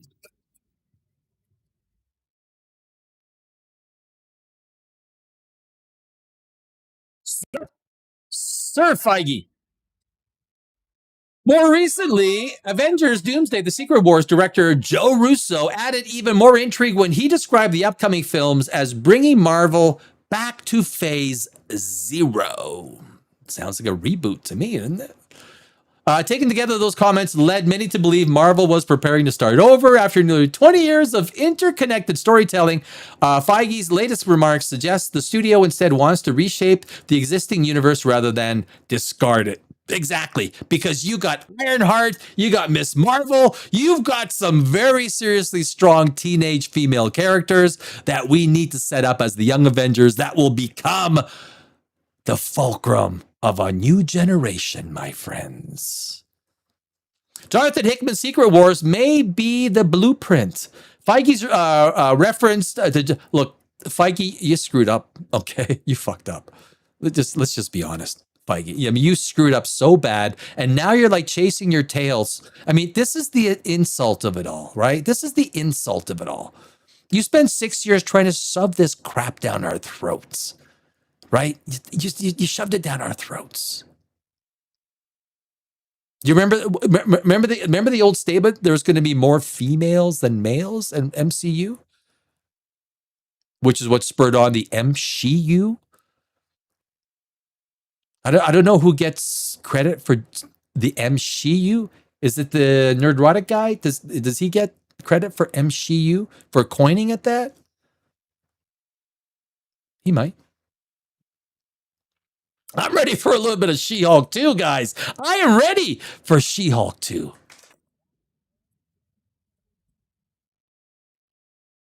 Yeah, baby, yeah. Published in 2015 following Hickman's Avengers and New Avengers run, Secret Wars centered on the collapse of the Marvel multiverse through a series of catastrophic incursions where entire universes collided with one another. And somehow humanity is in complete control of this. The Earth is literally at the center of the universe. After the multiverse was destroyed, Doctor Doom used godlike power stolen from the Beyonders to create Battle World, a patchwork planet made from the fragments of countless destroyed realities. Heroes, villains from across Marvel's history found themselves living together in this stitched-together universe while Doom ruled as its emperor. If this is done right, now look, Battle World might be okay. If it's done right, I don't think Marvel is capable of doing truly. You could create a multi-movie setup for that.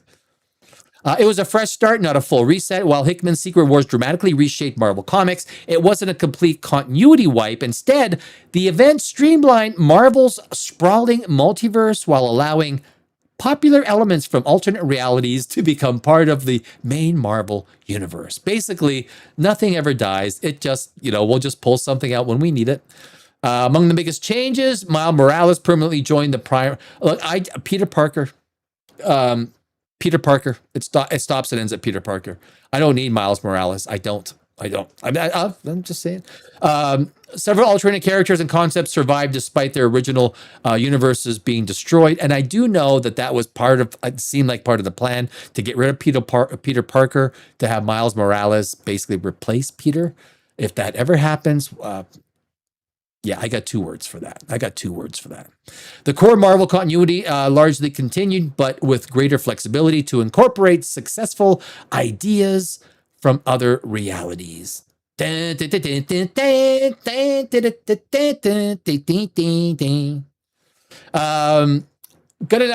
We get the point, right? That brings us to. So we got the little setup. This is not a reboot. I think it's a lot more of a reboot. It's what it's about. This is what it's all about. What's this? They should have put Turks and Italians playing as Greeks to piss off Greece. Oh, geez. Oh, Julius Orwell. I know you. We're talking. There's a lot of people. I think we're Craig. Yeah. There's a lot. Yeah, there's a lot of. Yeah. There's just when I look at the chat, I'm like, guys and gals, guys of the jury. I am going to.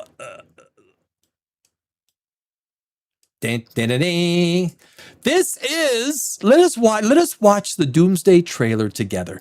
This is, and of course, Xavier and Magneto, they have died I believe the count is 4 times, right? They've died 4 times. This will be the 5th time that they've died. I mean, Logan looked pretty, you know, it looked pretty definitive, right? In Logan, like, you know, right in the heart, right? Right in the heart. It looked pretty definitive. I don't know the timelines. I don't know which universes we're going into, but what do I know? What do I know? Like I know anything. The powers that be at Marvel and Kevin Feige are much smarter than I.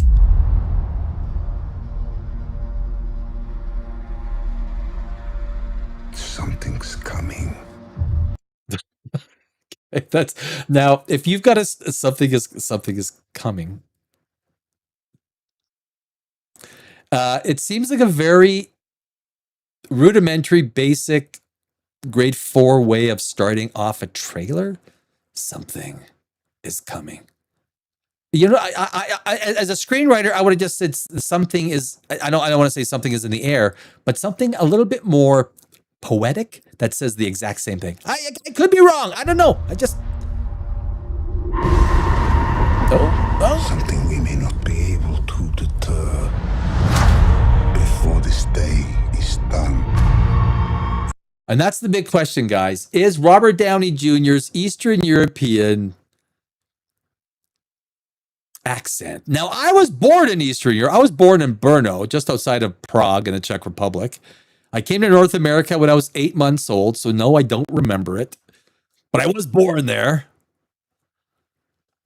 My parents had the accent. Is Robert Downey Jr. Look, I'm not against it. It can be made fun of. I'm not entirely against it. I'm not entirely against it. Is it bad? I'm undecided on the Eastern European accent. We shall be faced with an unthinkable decision.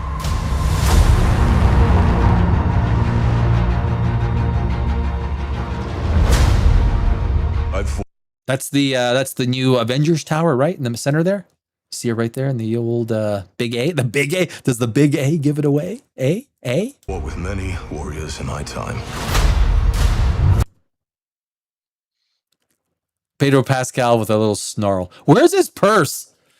Where's Pedro's purse? Have you seen his? You're far stronger than all of us put together.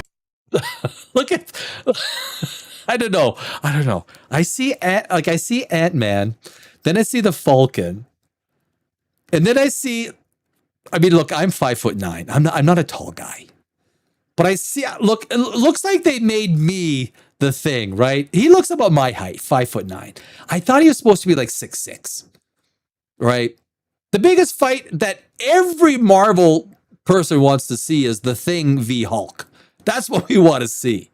Thing versus Hulk. We've got Ghost. We've got Peel. What's her name? The I mean, this doesn't look inspiring. Together, and they died.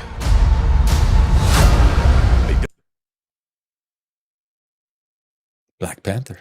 Died facing enemies and threats. This looks so bad, guys. This looks like a Christopher Nolan movie right here. This looks like a Christopher Nolan movie. This looks like the Odyssey. This is Christopher Nolan. I think they got the two films screwed up. Namor, see Namor? The big shark teeth, the big shark mouth. He's sitting in his throne. Namor is coming. He's going to kick your bum. It scared me far less than this one.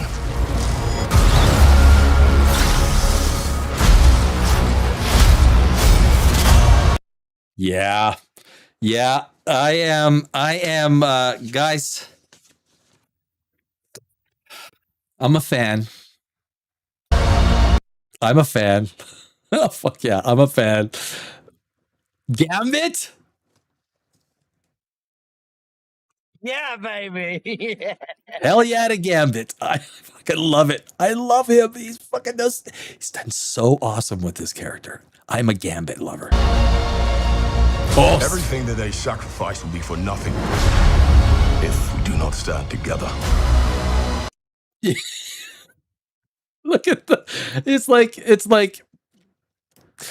behind me, don't fuck with me. Don't fuck, because behind me stand 4 women with shaved heads holding a spear. Look at the thing. The thing is literally my height, right? 5'9". He's literally my height. He's got maybe a little bit of a chest girth on me. What did they hire? Like, I just look. People that are 5'9" have just as many rights as anyone else. I'm not sure if the thing should be 5'9". I'm thinking maybe 6'6". He should be the tallest thing, the biggest freaking thing in there. And like the 4 shaved women with spears aren't any way threatening. They shouldn't be. They're not. And well, they're not. Put aside your petty squabbles. You see that, guys? Christopher Nolan. Is Christopher Nolan here? Christopher Nolan, can you please tell me how you do this practically? How do you do that practically? Presume nothing except this. If you... The last time they will hold hands, my friends. This will be the 5th time they die. Will there be a 6th? Yes. return. You will return as brothers and sisters. I'm not going to go into. Some people have suggested that there's been a little work done. I'm not going to get into it. I'm not going to get into it.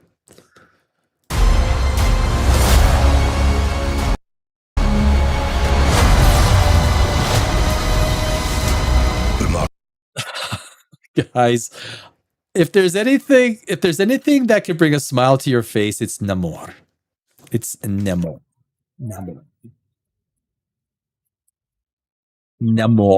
Namor. I present to you, ladies and gentlemen, Namor. Wakanda forever, my friends. You know what? You know what they did? Here's what they did. This is smart. This is what they had to do. They had $100 million. Oh, that was the other thing I was going to mention to the Odyssey. Christopher, now I was talking last week. Can I just quickly jump in there? I just remembered because Robert Downey Jr. is getting $100 million plus a little tick on the gross. Last week I said everyone's idea of a budget for the Odyssey is thrown into the. You're all wrong. Because I'll guarantee you that Nolan's has got a big freaking percentage. I thought it was 10% off the entire gross of the movie. It's the exact same thing. Nolan is getting 20% of not the theater's take, of the studio's take. Because it's 50-50, it basically works out to 10% of the whole gross. So if the movie does $1 billion, the studio's take is half a billion, 20% goes to Nolan. Which means 100 million goes to Nolan. They only get 400 million. And I said, everyone's calculation is going to be incorrect because you think after Oppenheimer that Nolan didn't sit down from a position of power and he didn't say, look, and it came out yesterday, finally, that he's getting 20% of the studio take gross. 20%. Odyssey has to do $1 billion to break even. Minimum, $1 billion to break even. Here's the thing about, what is this movie called again? Doomsday. Thank you, Doomsday. You're doomed. You take the actors, like the Russo brothers are getting huge points. So the Russo brothers will walk between 100 and 125 million. Easily, that's what they'll walk with. Robert Downey Jr., 100 million minimum. We don't have any numbers on Chris Hemsworth. I'll guarantee you though, when you look at the lineup, Chris Hemsworth is the anchor. I don't think he's getting anything less than 50 million. I don't think. I'm guessing. And he's getting points. He's smart enough to get points. Chris Hemsworth is not a dumb guy. I like Chris Hemsworth. I like him a lot. Then you got, what are they going to, Chris Evans, what are they going to pay to get him back? And then what's the other, Robert Downey, well, we were talking Robert Downey Jr. and the other one. So basically, and then everyone else is basically a supporting character. All the other characters are characters they don't have to pay too much for. You telling me you think Namor commanded a big price? Hey, actor who played Namor, I can't remember your name. We'll pay $500,000. No, okay. Well, we got a whole roster we can try and fill it. If you don't want it, we'll find someone else. Okay, I'll take it. There's 6 characters and the directors that are getting all the money. These secondary characters are getting, I'll guarantee you, they're getting next to nothing. Pedro Pascal, he's probably getting pretty good, right? And a couple other ones are probably doing okay. But these secondary characters are not getting that much. It's all going to the top. My words.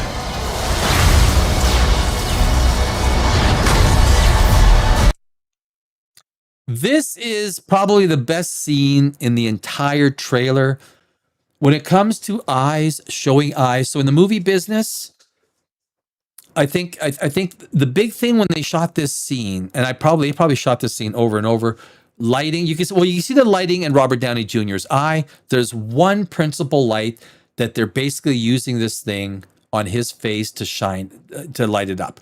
Just a little bit, right? Because you can see it as eyeball. Now, it might be coming from a different angle, but we don't see light from a different angle. We see one light under his eyebrow or under his, by his nose. It tells us something about the lighting.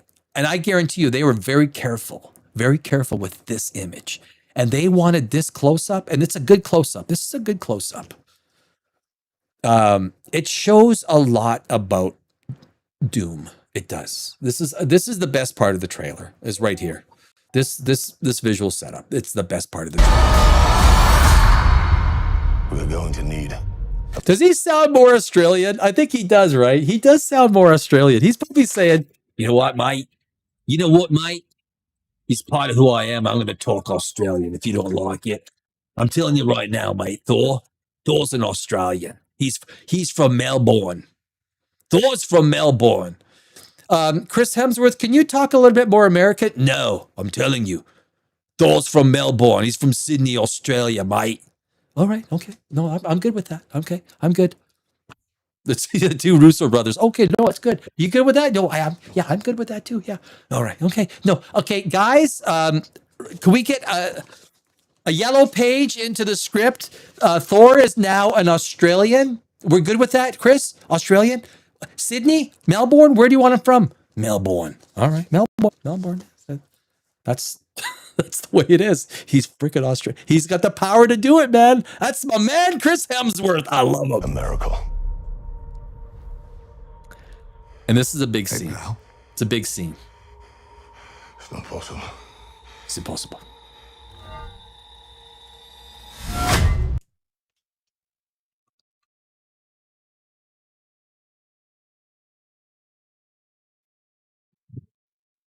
I'm blowing to the mic. That guy's right there. Now, let me tell you something. Oh, it's a choice of a new generation. Diet Pepsi, if you want to sponsor me, I will drink one of these every show. Here's the thing, guys, and so many people have talked about this, and I on yesterday's Pop Rages, I set it up. And let me tell you why. If I was a screenwriter for Secret Wars and Doomsday, I would not do anything different. What's the big payoff? You know what the big freaking payoff is? Steve Rogers back in the Captain America suit. That is a standing freaking ovation, okay? You don't waste that in Doomsday. If I was the screenwriter, I would make a character that doesn't want to, he wants to help, but he's a resistant to the idea of being the hero again. I don't want to be what I was. I don't need to be. There's better people than me. He's self-doubt. I'm not the man I used to be. I'm not worthy of the Captain America. Maybe he's worthy of Mjolnir, but he doesn't feel he's worthy of that Captain America suit because there's so much of what he was and stood for, what his ideals, what the Captain America suit represented, more so than Mjolnir. More so than Mjolnir. So we don't get to see Steve Rogers. This is what I would do. We don't get to see Steve Rogers in Captain America. I would put it to the point where and this is what they should have done with the Supergirl, with the Supergirl outfit. That was like the catalyst that brought her, and she realized Clark was right. This does mean something. This everything that this stands for does mean something. I would make it in Secret Wars that his conflict ultimately, and when he puts that frickin' Captain America suit on in Secret Wars, the frickin' audience would stand up and start cheering. And before he put that Captain America suit on, he would be at his lowest. Steve Rogers would be at his most defeated, lowest state. He would be this far from death. He would be until whatever the things that make him put on that Captain America suit. And then he puts on the Captain America suit, and then we see a slow but dramatic change as he fights back as Captain America. That's how you end Secret Wars. That's what I would, and maybe this is what they're doing. I hope that's what they're doing, because Steve Rogers getting back into the Captain America suit is the payoff. Guys, that is a payoff that will get everybody in the theater up and standing. You don't give what the audience wants when they want it. That's the first rule of screenwriting. You want it, you're not going to get it. The screenwriter has to make someone believe you're going to get it, but not, or not believe you're going to get it. Hope they're going to get it, but never get it, and certainly not at the time you think they're going to get it. But anyway, that's what I think. From a screenwriting perspective, that's what I would do. Steve Rogers, he would be beaten down. Thor's been his ass kicked. It's down to the end. It's Steve Rogers. Mjolnir couldn't even save him. It's the frickin' Captain America suit that he finally says, I'll put it on. But it doesn't just inspire him. It inspires everybody.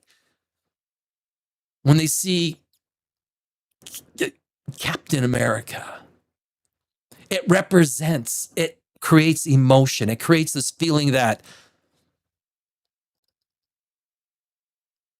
Captain America's back. We got a chance. We have a chance. That's the power of emotion. That's the power of screenwriting, right? We'll see what they do with it. I think that's a great. Steve Rogers will be in the Captain America suit. I just don't think it's going to be in Doomsday. It's going to be a great setup. Yeah, anyway, he's got to get the blonde hair back, though. He's got to get the blonde hair back. So there it is. That is the Avengers trailer, guys. Doomsday Avengers. They are there. Yeah, there you go. Now, look, I did the poll, right? I did the poll of Dimension Zero. And I was surprised that most people thought it was okay. 70% of people thought you know what, this is pretty good. And what that tells me is that people are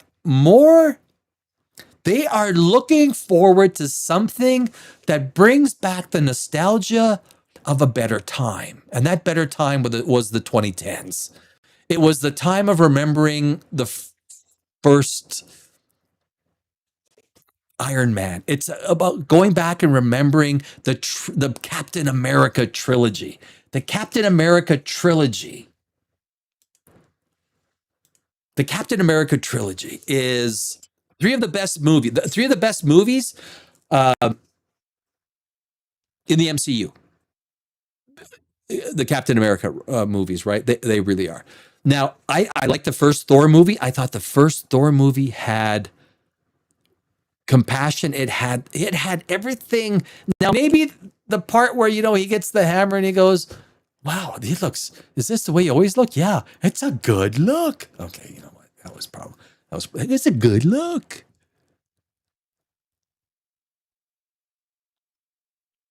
That wasn't too, that was, the first Iron Man, the first Cap, the second Cap, the third Cap,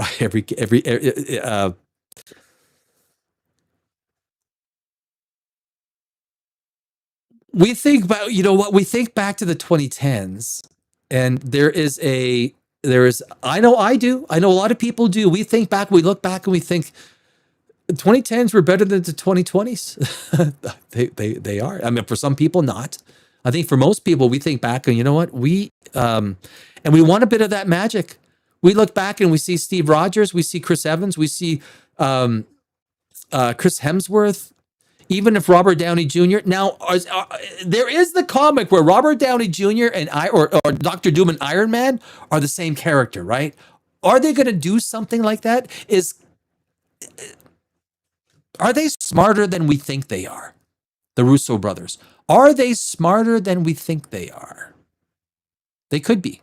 It could be. There's a chance they pull a rabbit out of the hat and then they're planning on something. Look, if you have a movie this big, you release honeypots of fake scripts. And you release these honeypots of fake scripts to make people think this is what it is. Oh, it's a release. No, it's confirmed. This is an actual. I don't believe any of it, because if it was me and I was the director or the screenwriter and I was running it, I would be dropping bullshit renditions of the plot. Because when the movie comes out and you're thinking, oh, I know what happens here. None of it happens. That's how you screw people to liking something that they ordinarily didn't think they like. I don't know. We'll see. I conceptually, this is Feige turning around and saying, yeah, I screwed up. Sorry. It's like a South Park thing. I'm sorry. I'm going to do better. And look, from what I saw in the Dimension Zero poll, people are going to come back. 70% of the people saying, you know what?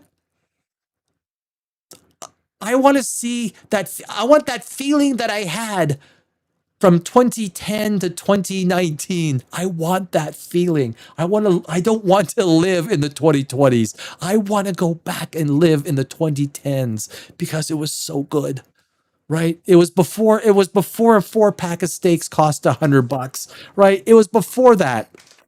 You know what I mean, right? You go and have a barbecue. You're going to have a barbecue this weekend. You're going to buy 4 steaks. It's going to be $100.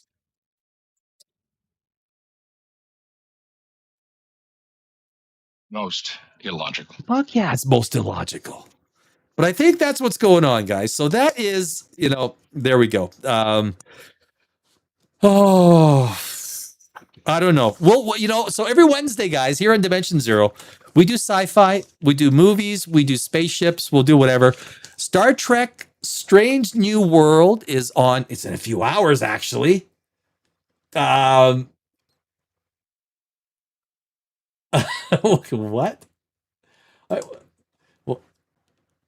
I'm your black friend, but it may not count as much. Okay, no.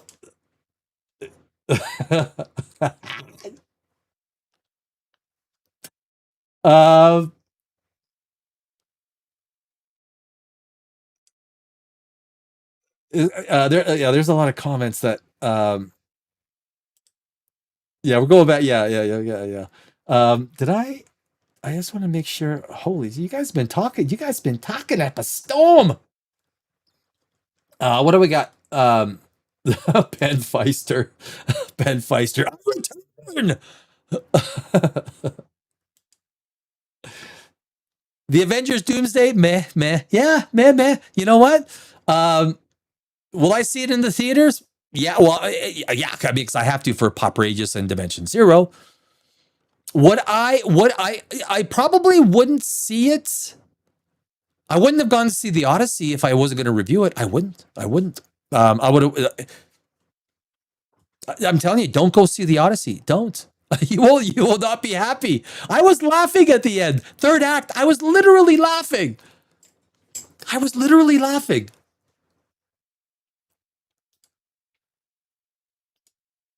Like I mentioned in a previous stream, Captain America: The First Avenger was my fave MCU film. It had Indiana Jones vibes of an adventure with a superhero. It did. All the Cap America. Civil War was a brilliant idea.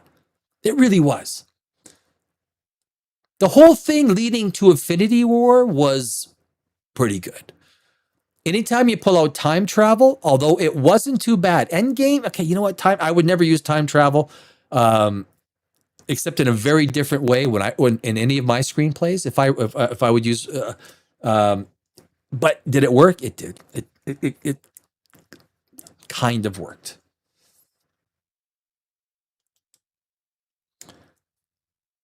Small segue. Rest in peace, Kaylee Hoddle. Yes, the little girl from Godzilla. She's 18 years old. Car accident.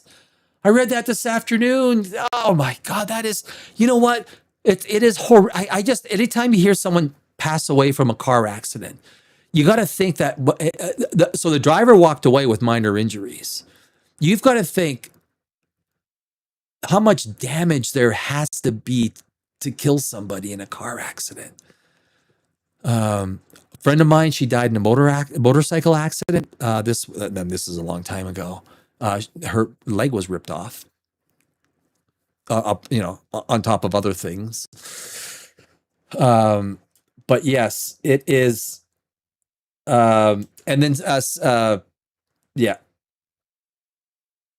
In a car crash. Yeah, there we go. Yeah. Scotty. Yeah, saw that. Yeah.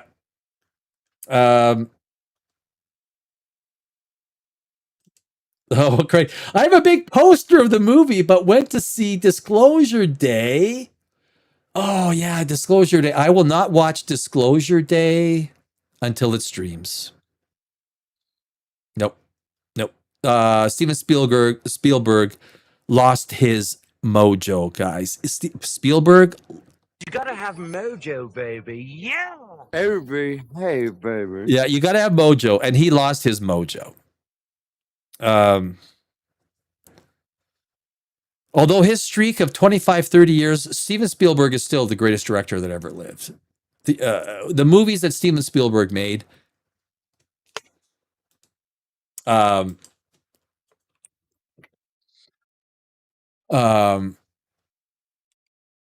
just tomorrow night I am on Poprageous. We're going to be live on Poprageous, 8:00 Eastern. So where we talk movies and pop culture. Which, yes, we do the same on Dimension Zero, but I do like talking a healthy dose of science, starships, sci-fi, but we'll also obviously talk movies and stuff like that on Dimension Zero. But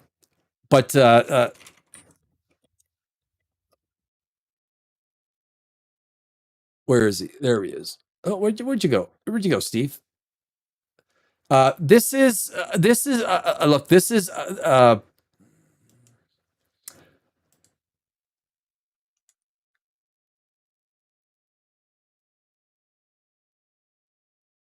Steven Spielberg. Let's instead of just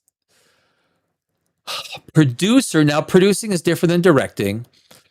Look at everything he's, from Cape Fear, Gremlins 3. This is all that's coming out. Pre-production.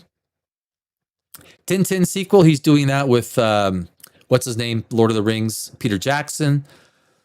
I mean, I don't really get, like, Peter Jackson can do any project he wants. The guy is worth $2 billion. Really, that's what you want to go, like, at your age? That's what you want to be known for? A Tintin redo? I don't get it. I want to go to his directing credits. I think his directing is, like, really... Oh, wait a second. Where is it? Directing. Previous. There we go. Director, Disclosure Day. That's not one of them. The Fablemans. That's not one of them. It really ends with the BFG. I heard Lincoln. I mean, Lincoln, right? Lincoln was fantastic. That was with Daniel Day-Lewis, right? Daniel Day-Lewis as Abraham Lincoln. That movie was brilliant. That movie was awesome. I loved that movie. War Horse. I have not actually seen War Horse. The Adventures of Tintin. Indiana Jones: The Kingdom of the Crystal Skull. Okay, well, you know. Now here we go. Munich, War of the Worlds, The Terminal, which was Catch Me If You Can. I love that movie. Did you guys see Catch Me If You Can? I thought Minority Report, AI, Artificial Intelligence, The Unfinished Journey. Haven't seen it. Saving Private Ryan, Amistad, Lost World, Jurassic Park. Man, you know, Schindler's List, Jurassic Park. Hook was terrible. Indiana Jones and the Last Crusade, Empire of the Sun, The Color Purple, Indiana Jones, Twilight Zone, the movie wasn't bad. E.T., Raiders of the Lost Ark, Raiders? Did I say Raiders, right? Close Encounters, Jaws. This guy has got an amazing, right? He's got amazing movies that and now you go to what he's done as a producer, and it even goes deeper than that. So my point is that Steven Spielberg, I think, is still arguably Ridley Scott. You could argue Ridley Scott has got some. Ridley Scott makes some of the greatest period pieces. There's no one better at making it. Look, Kingdom of Heaven was phenomenal as a period piece. The Last Duel. If you're looking at 14th century Paris, I mean, it's a brilliant piece of set design and costumes. The script sucked because it was telling the same story 3 times. But it looked like 14th century Paris. Napoleon I didn't like Napoleon at all. I didn't like Joaquin Phoenix as Napoleon. I thought he was bland and stale. I thought, what's her name? She was good. She was probably the highlight. But what Ridley did with Napoleon as a period piece was pretty amazing, right? Kingdom of Heaven is a fantastic movie. The director's cut is brilliant. I would if you like period pieces like that. True story. The Leper King of Jerusalem, great movie. So there are directors that you could argue. Look, Christopher Nolan is pales in comparison to what these guys have done. Pales. The Odyssey is a blemish. It is a black eye. It is the halo. He will not be able to get 20% of the studio's gross like he did on this one. If this movie doesn't crater in the 3rd week, I will be shocked. I expect it. Now, because so many people already paid for tickets, a year out, they bought these tickets, right? They're already paid for a lot of the IMAX stuff. The Odyssey and the Dark Knight trilogy, that's just all, it's bad. It's bad filmmaking. It's bad. It's bad filmmaking, guys. I got nothing against Christopher Nolan. He's one of the worst screenwriters, but he is able to fill massive holes in his terrible screenwriting using spectacle. And as a screenwriter, it still stands out there. If there's any screenwriter, what's his name? John Truby in Los Angeles, you call The Dark Knight one of the greatest screenplays ever written. Why don't you come online with me? Why don't we do a live scene-by-scene breakdown to see how good this Dark Knight really is? I'll do it with anybody. That's why no one will take it. Because you know it's a freaking god-awful, terrible screenplay. I'm not talking about Dark Knight Rises. I'm talking about The Dark Knight. I look forward to some screenwriter stepping up to the challenge. Please do. There's some big screenwriters in LA that I know. You guys know who you are. We'll do it live. And things. Let's do it. Bring it on. Email is in, Dimension Zero or Pop Rages. Either one. Let's do this. You think it's a great screenplay? You think it's good? Are you willing to stand by it on live YouTube? I can't say television. Live YouTube? Yeah. House of the Dragon, guys. I'm not going to talk about that. I'll talk about it on Pop Rageous tomorrow. And then, of course, on Saturday, I'm right back to the Pop Rageous. Pop Rageous is Tuesday, Thursdays, and Saturdays. Dimension Zero, but I put a lot of content out on Dimension Zero on Facebook, YouTube, TikTok, Instagram, Pinterest. And so come in and join me on either one. Have a good time. Have a good time. What are we doing? Inaccuracies. Ellen. Let's go to that. Crank. Loki series did well with time travel, I thought. Loki series, it was one of the better Marvel TV series. It was painful in places though, right? It was pretty painful in places. It was entertaining. Let me put it that way. What's his name? Hiddleston he's a great actor. He's a great actor to watch. He does a great job as Loki. But they had to change Loki for him to fit the role that they were trying to put him in. He was no longer the antagonist. He was no longer the trickster. He was no longer the god of mischief. He was they turned him into a protagonist, and he turned into Loki, the kind of nice guy. He was no longer a trickster. He wasn't but if you're going to turn an antagonist, basically, or an anti-hero into a protagonist, you're going to have to make some serious compromises on that character. And that's what they did. That's what I didn't like. But I did like Tom Hiddleston. I like Tom Hiddleston. I think he's a pretty good actor. My grandfather was deaf as well, so her death is closer to home for me. I feel for her. Right, she was deaf too, right?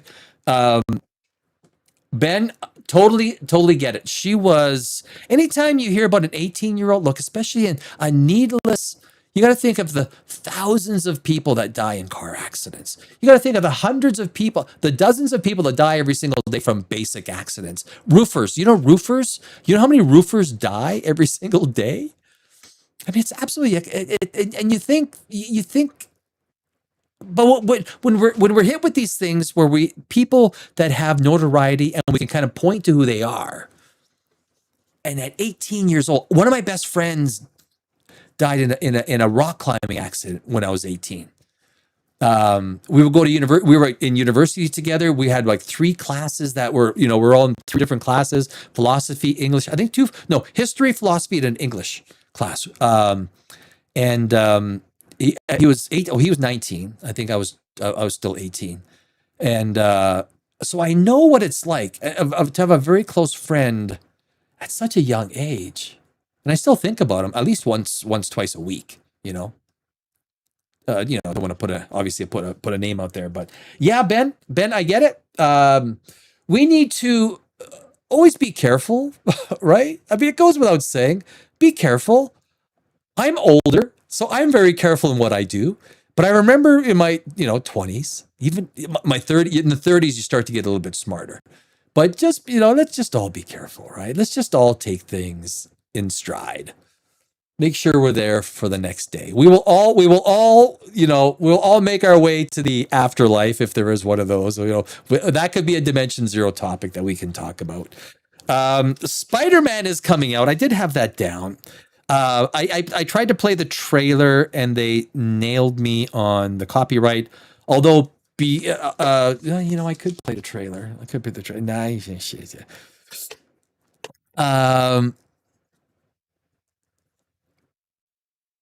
Anything else? Anything else you guys need to say?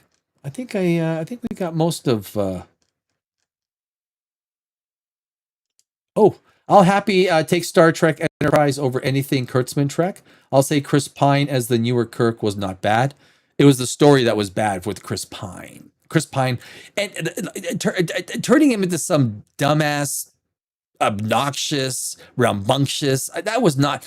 It's okay to do it that. Not the way they did it, though. Not the way they did it.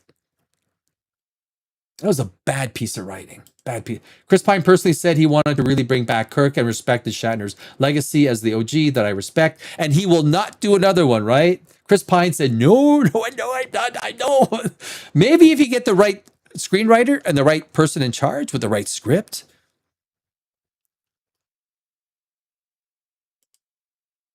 Battlestar, cool. Yeah. Got the original box set. Crank, I tried to tell them that a Death Star would wipe out the Borg on your Facebook post, but they didn't listen. Look, here's the thing, Trekkies. I want to do an entire episode about. Look, you cannot, guys. You cannot transport a photon torpedo. You cannot teleport a photon torpedo. If you could, the Borg have the best transporters anywhere. Then you wouldn't even need to transport a photon torpedo. You could just transport big, huge lumps of scrap metal. Transport it into the warp core. Transport it into this. Transport it into that. Transport it onto the bridge. Teleporters make the world look stupid. Asinine. Have you ever seen in any Star Trek episode, Captain Kirk to the bridge, he walks into the bridge, he's got a Klingon ship there, a Romulan ship, or this ship. Have you ever heard him say, Scotty, get the transporters ready, we're going to start beaming torpedoes everywhere? Not once. So all of you Trekkie people that think you could teleport a torpedo, it's antimatter. And just because Voyager did so many stupid things, and that's why I don't like Voyager. That was one of them. The Borg could just go and they take their cubes and they start teleporting you. Why would you need phaser banks? Why would you even need photon torpedo chutes? Just build a whole array of automated transporter bot ships. They got 10 transporter things, and they just automatically fly into enemy territory and transport stuff into people's places. It's like the Holdo maneuver. Dear God, stop it. Every one of you damn Trekkies, and that's not most of them because I'm a Trekkie. Okay? Stop with the transporting. Have you ever seen Picard? And teleporter. Prepare for teleporters. Why? Well, we're going to start teleporting stuff. But why don't we use our phaser banks? Who cares about the phaser banks? Number one. Bring me some photon torpedoes. It sounds like a South Park episode. Hey, guy. You gay? Hey, you guy. We gotta transport some stuff here. We're gonna transport this stuff onto your ship. Instead of like Captain Kirk going, or like fire, transport, bit, fucking all you. And yes, and guys, and look, I am a Trekkie before I am a Star Wars guy. Okay, Star Wars, the energy levels in Star Wars are like millions of times that of Star Trek. Millions of times. It's just a matter of fact. Star Wars, the Death Star's power, there's nothing that the Borg could put up. The amount of energy that you would need to stop. First off, if the Death Star tried to fire its weapon, like I said earlier in the show, it would be sent back at 40% the speed of light on a recoil. And if you don't think that energy weapons have recoil, you need to take Physics 101. They do. Energy weapons are particles. It's not a wave, it's a particle. Particles carry mass. And if you don't believe me, Google it, AI it. Okay. Yeah, the Death Star would annihilate the Borg cube. It wouldn't even need one hit. It would just need to have a close glancing hit and the whole Borg cube would explode. But even the Star Wars universe is, stupid that way. You create a weapon that powerful? Holy jeez. If anything within like 1,000 kilometers of within the beam, it's got so much energy, so much heat, would be wiped out. Wiped out. It would be a beam of plasma. Temperatures would be probably reaching the millions of degrees. It would wipe everything with like a 1,000-mile radius of the beam. It'd be so hot, right? I mean, that's just physics. Like if you're gonna go deep into the physics of it, right? So yeah, Craig, you know, I get it, Craig. Yeah, I get the Trekkies' excitement. And look, if Battlestar Galactica, if you took a 20 metric ton shell traveling at 100 kilometers per second at a confined space, momentum destruction is different than heat destruction. If you know anything about physics, the shields of the Enterprise could not withstand the destructive power of all of those shells. And then some people say, and I read the comments, well, Star Trek fights at warp speed. Okay, I've seen every fight, the Dominion fight, every single fight. I've seen the Nemesis fight. Never have I seen a frickin' starship flying at warp speed. It's all dog fighting. It's all like, it's all little frickin' dog fighting. If you want to do dog fighting against the frickin' Pegasus, I'll guarantee you, your starship is frickin' wax paper done against the Pegasus. Now, from a far off fight, that's the only chance a starship is going to have against something like the Pegasus. But the Pegasus, they've got guided missiles, they've got impulse, sublight speed. All of these different sci-fi technologies have their merits. But the one that stands above all of them is Star Wars, because the lore, and it was astrophysicist Curtis, what's his name? I forgot his name. He actually did astrophysicist that created the hypermatter thing. It's actually somewhat based in physics. It's millions of times that of Star Trek. Millions of the energy output. Theoretically, you could not get through the shield. Now, Destiny shields, right? Because the ancients are at least a level 4 Kardashev civilization, right? Destiny is to be able to, like, that's the greatest ship, guys. The Destiny is, I tell you, I love Destiny. I freaking love Destiny. Stargate Universe. That is a sexy, what a great idea. Right, that ship flies into the photosphere of a star, and it's a great idea because that energy is everywhere. If you could somehow survive, it's not the photosphere at 5,000 or 6,000 degrees. It's going in. You hit this band of the atmosphere where it's even much hotter than that, and they don't know why. Right, so around our sun's atmosphere is 5,000 or 6,000 degrees, but you go out a little bit and it hits like 1,000,000 degrees, and they don't know why. We'll figure it out one day, right? But look, I love Destiny. Destiny is freaking sexy. That's a sexy starship. If you're going to reboot anything, reboot Stargate Universe.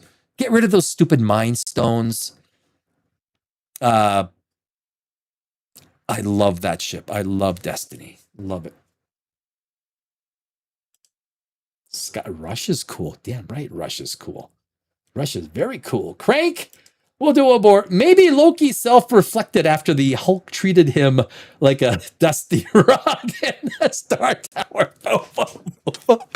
Oh yeah, that is one of the great scenes, right? If you think back to one of the great scenes of the Avengers, right? That was a great scene.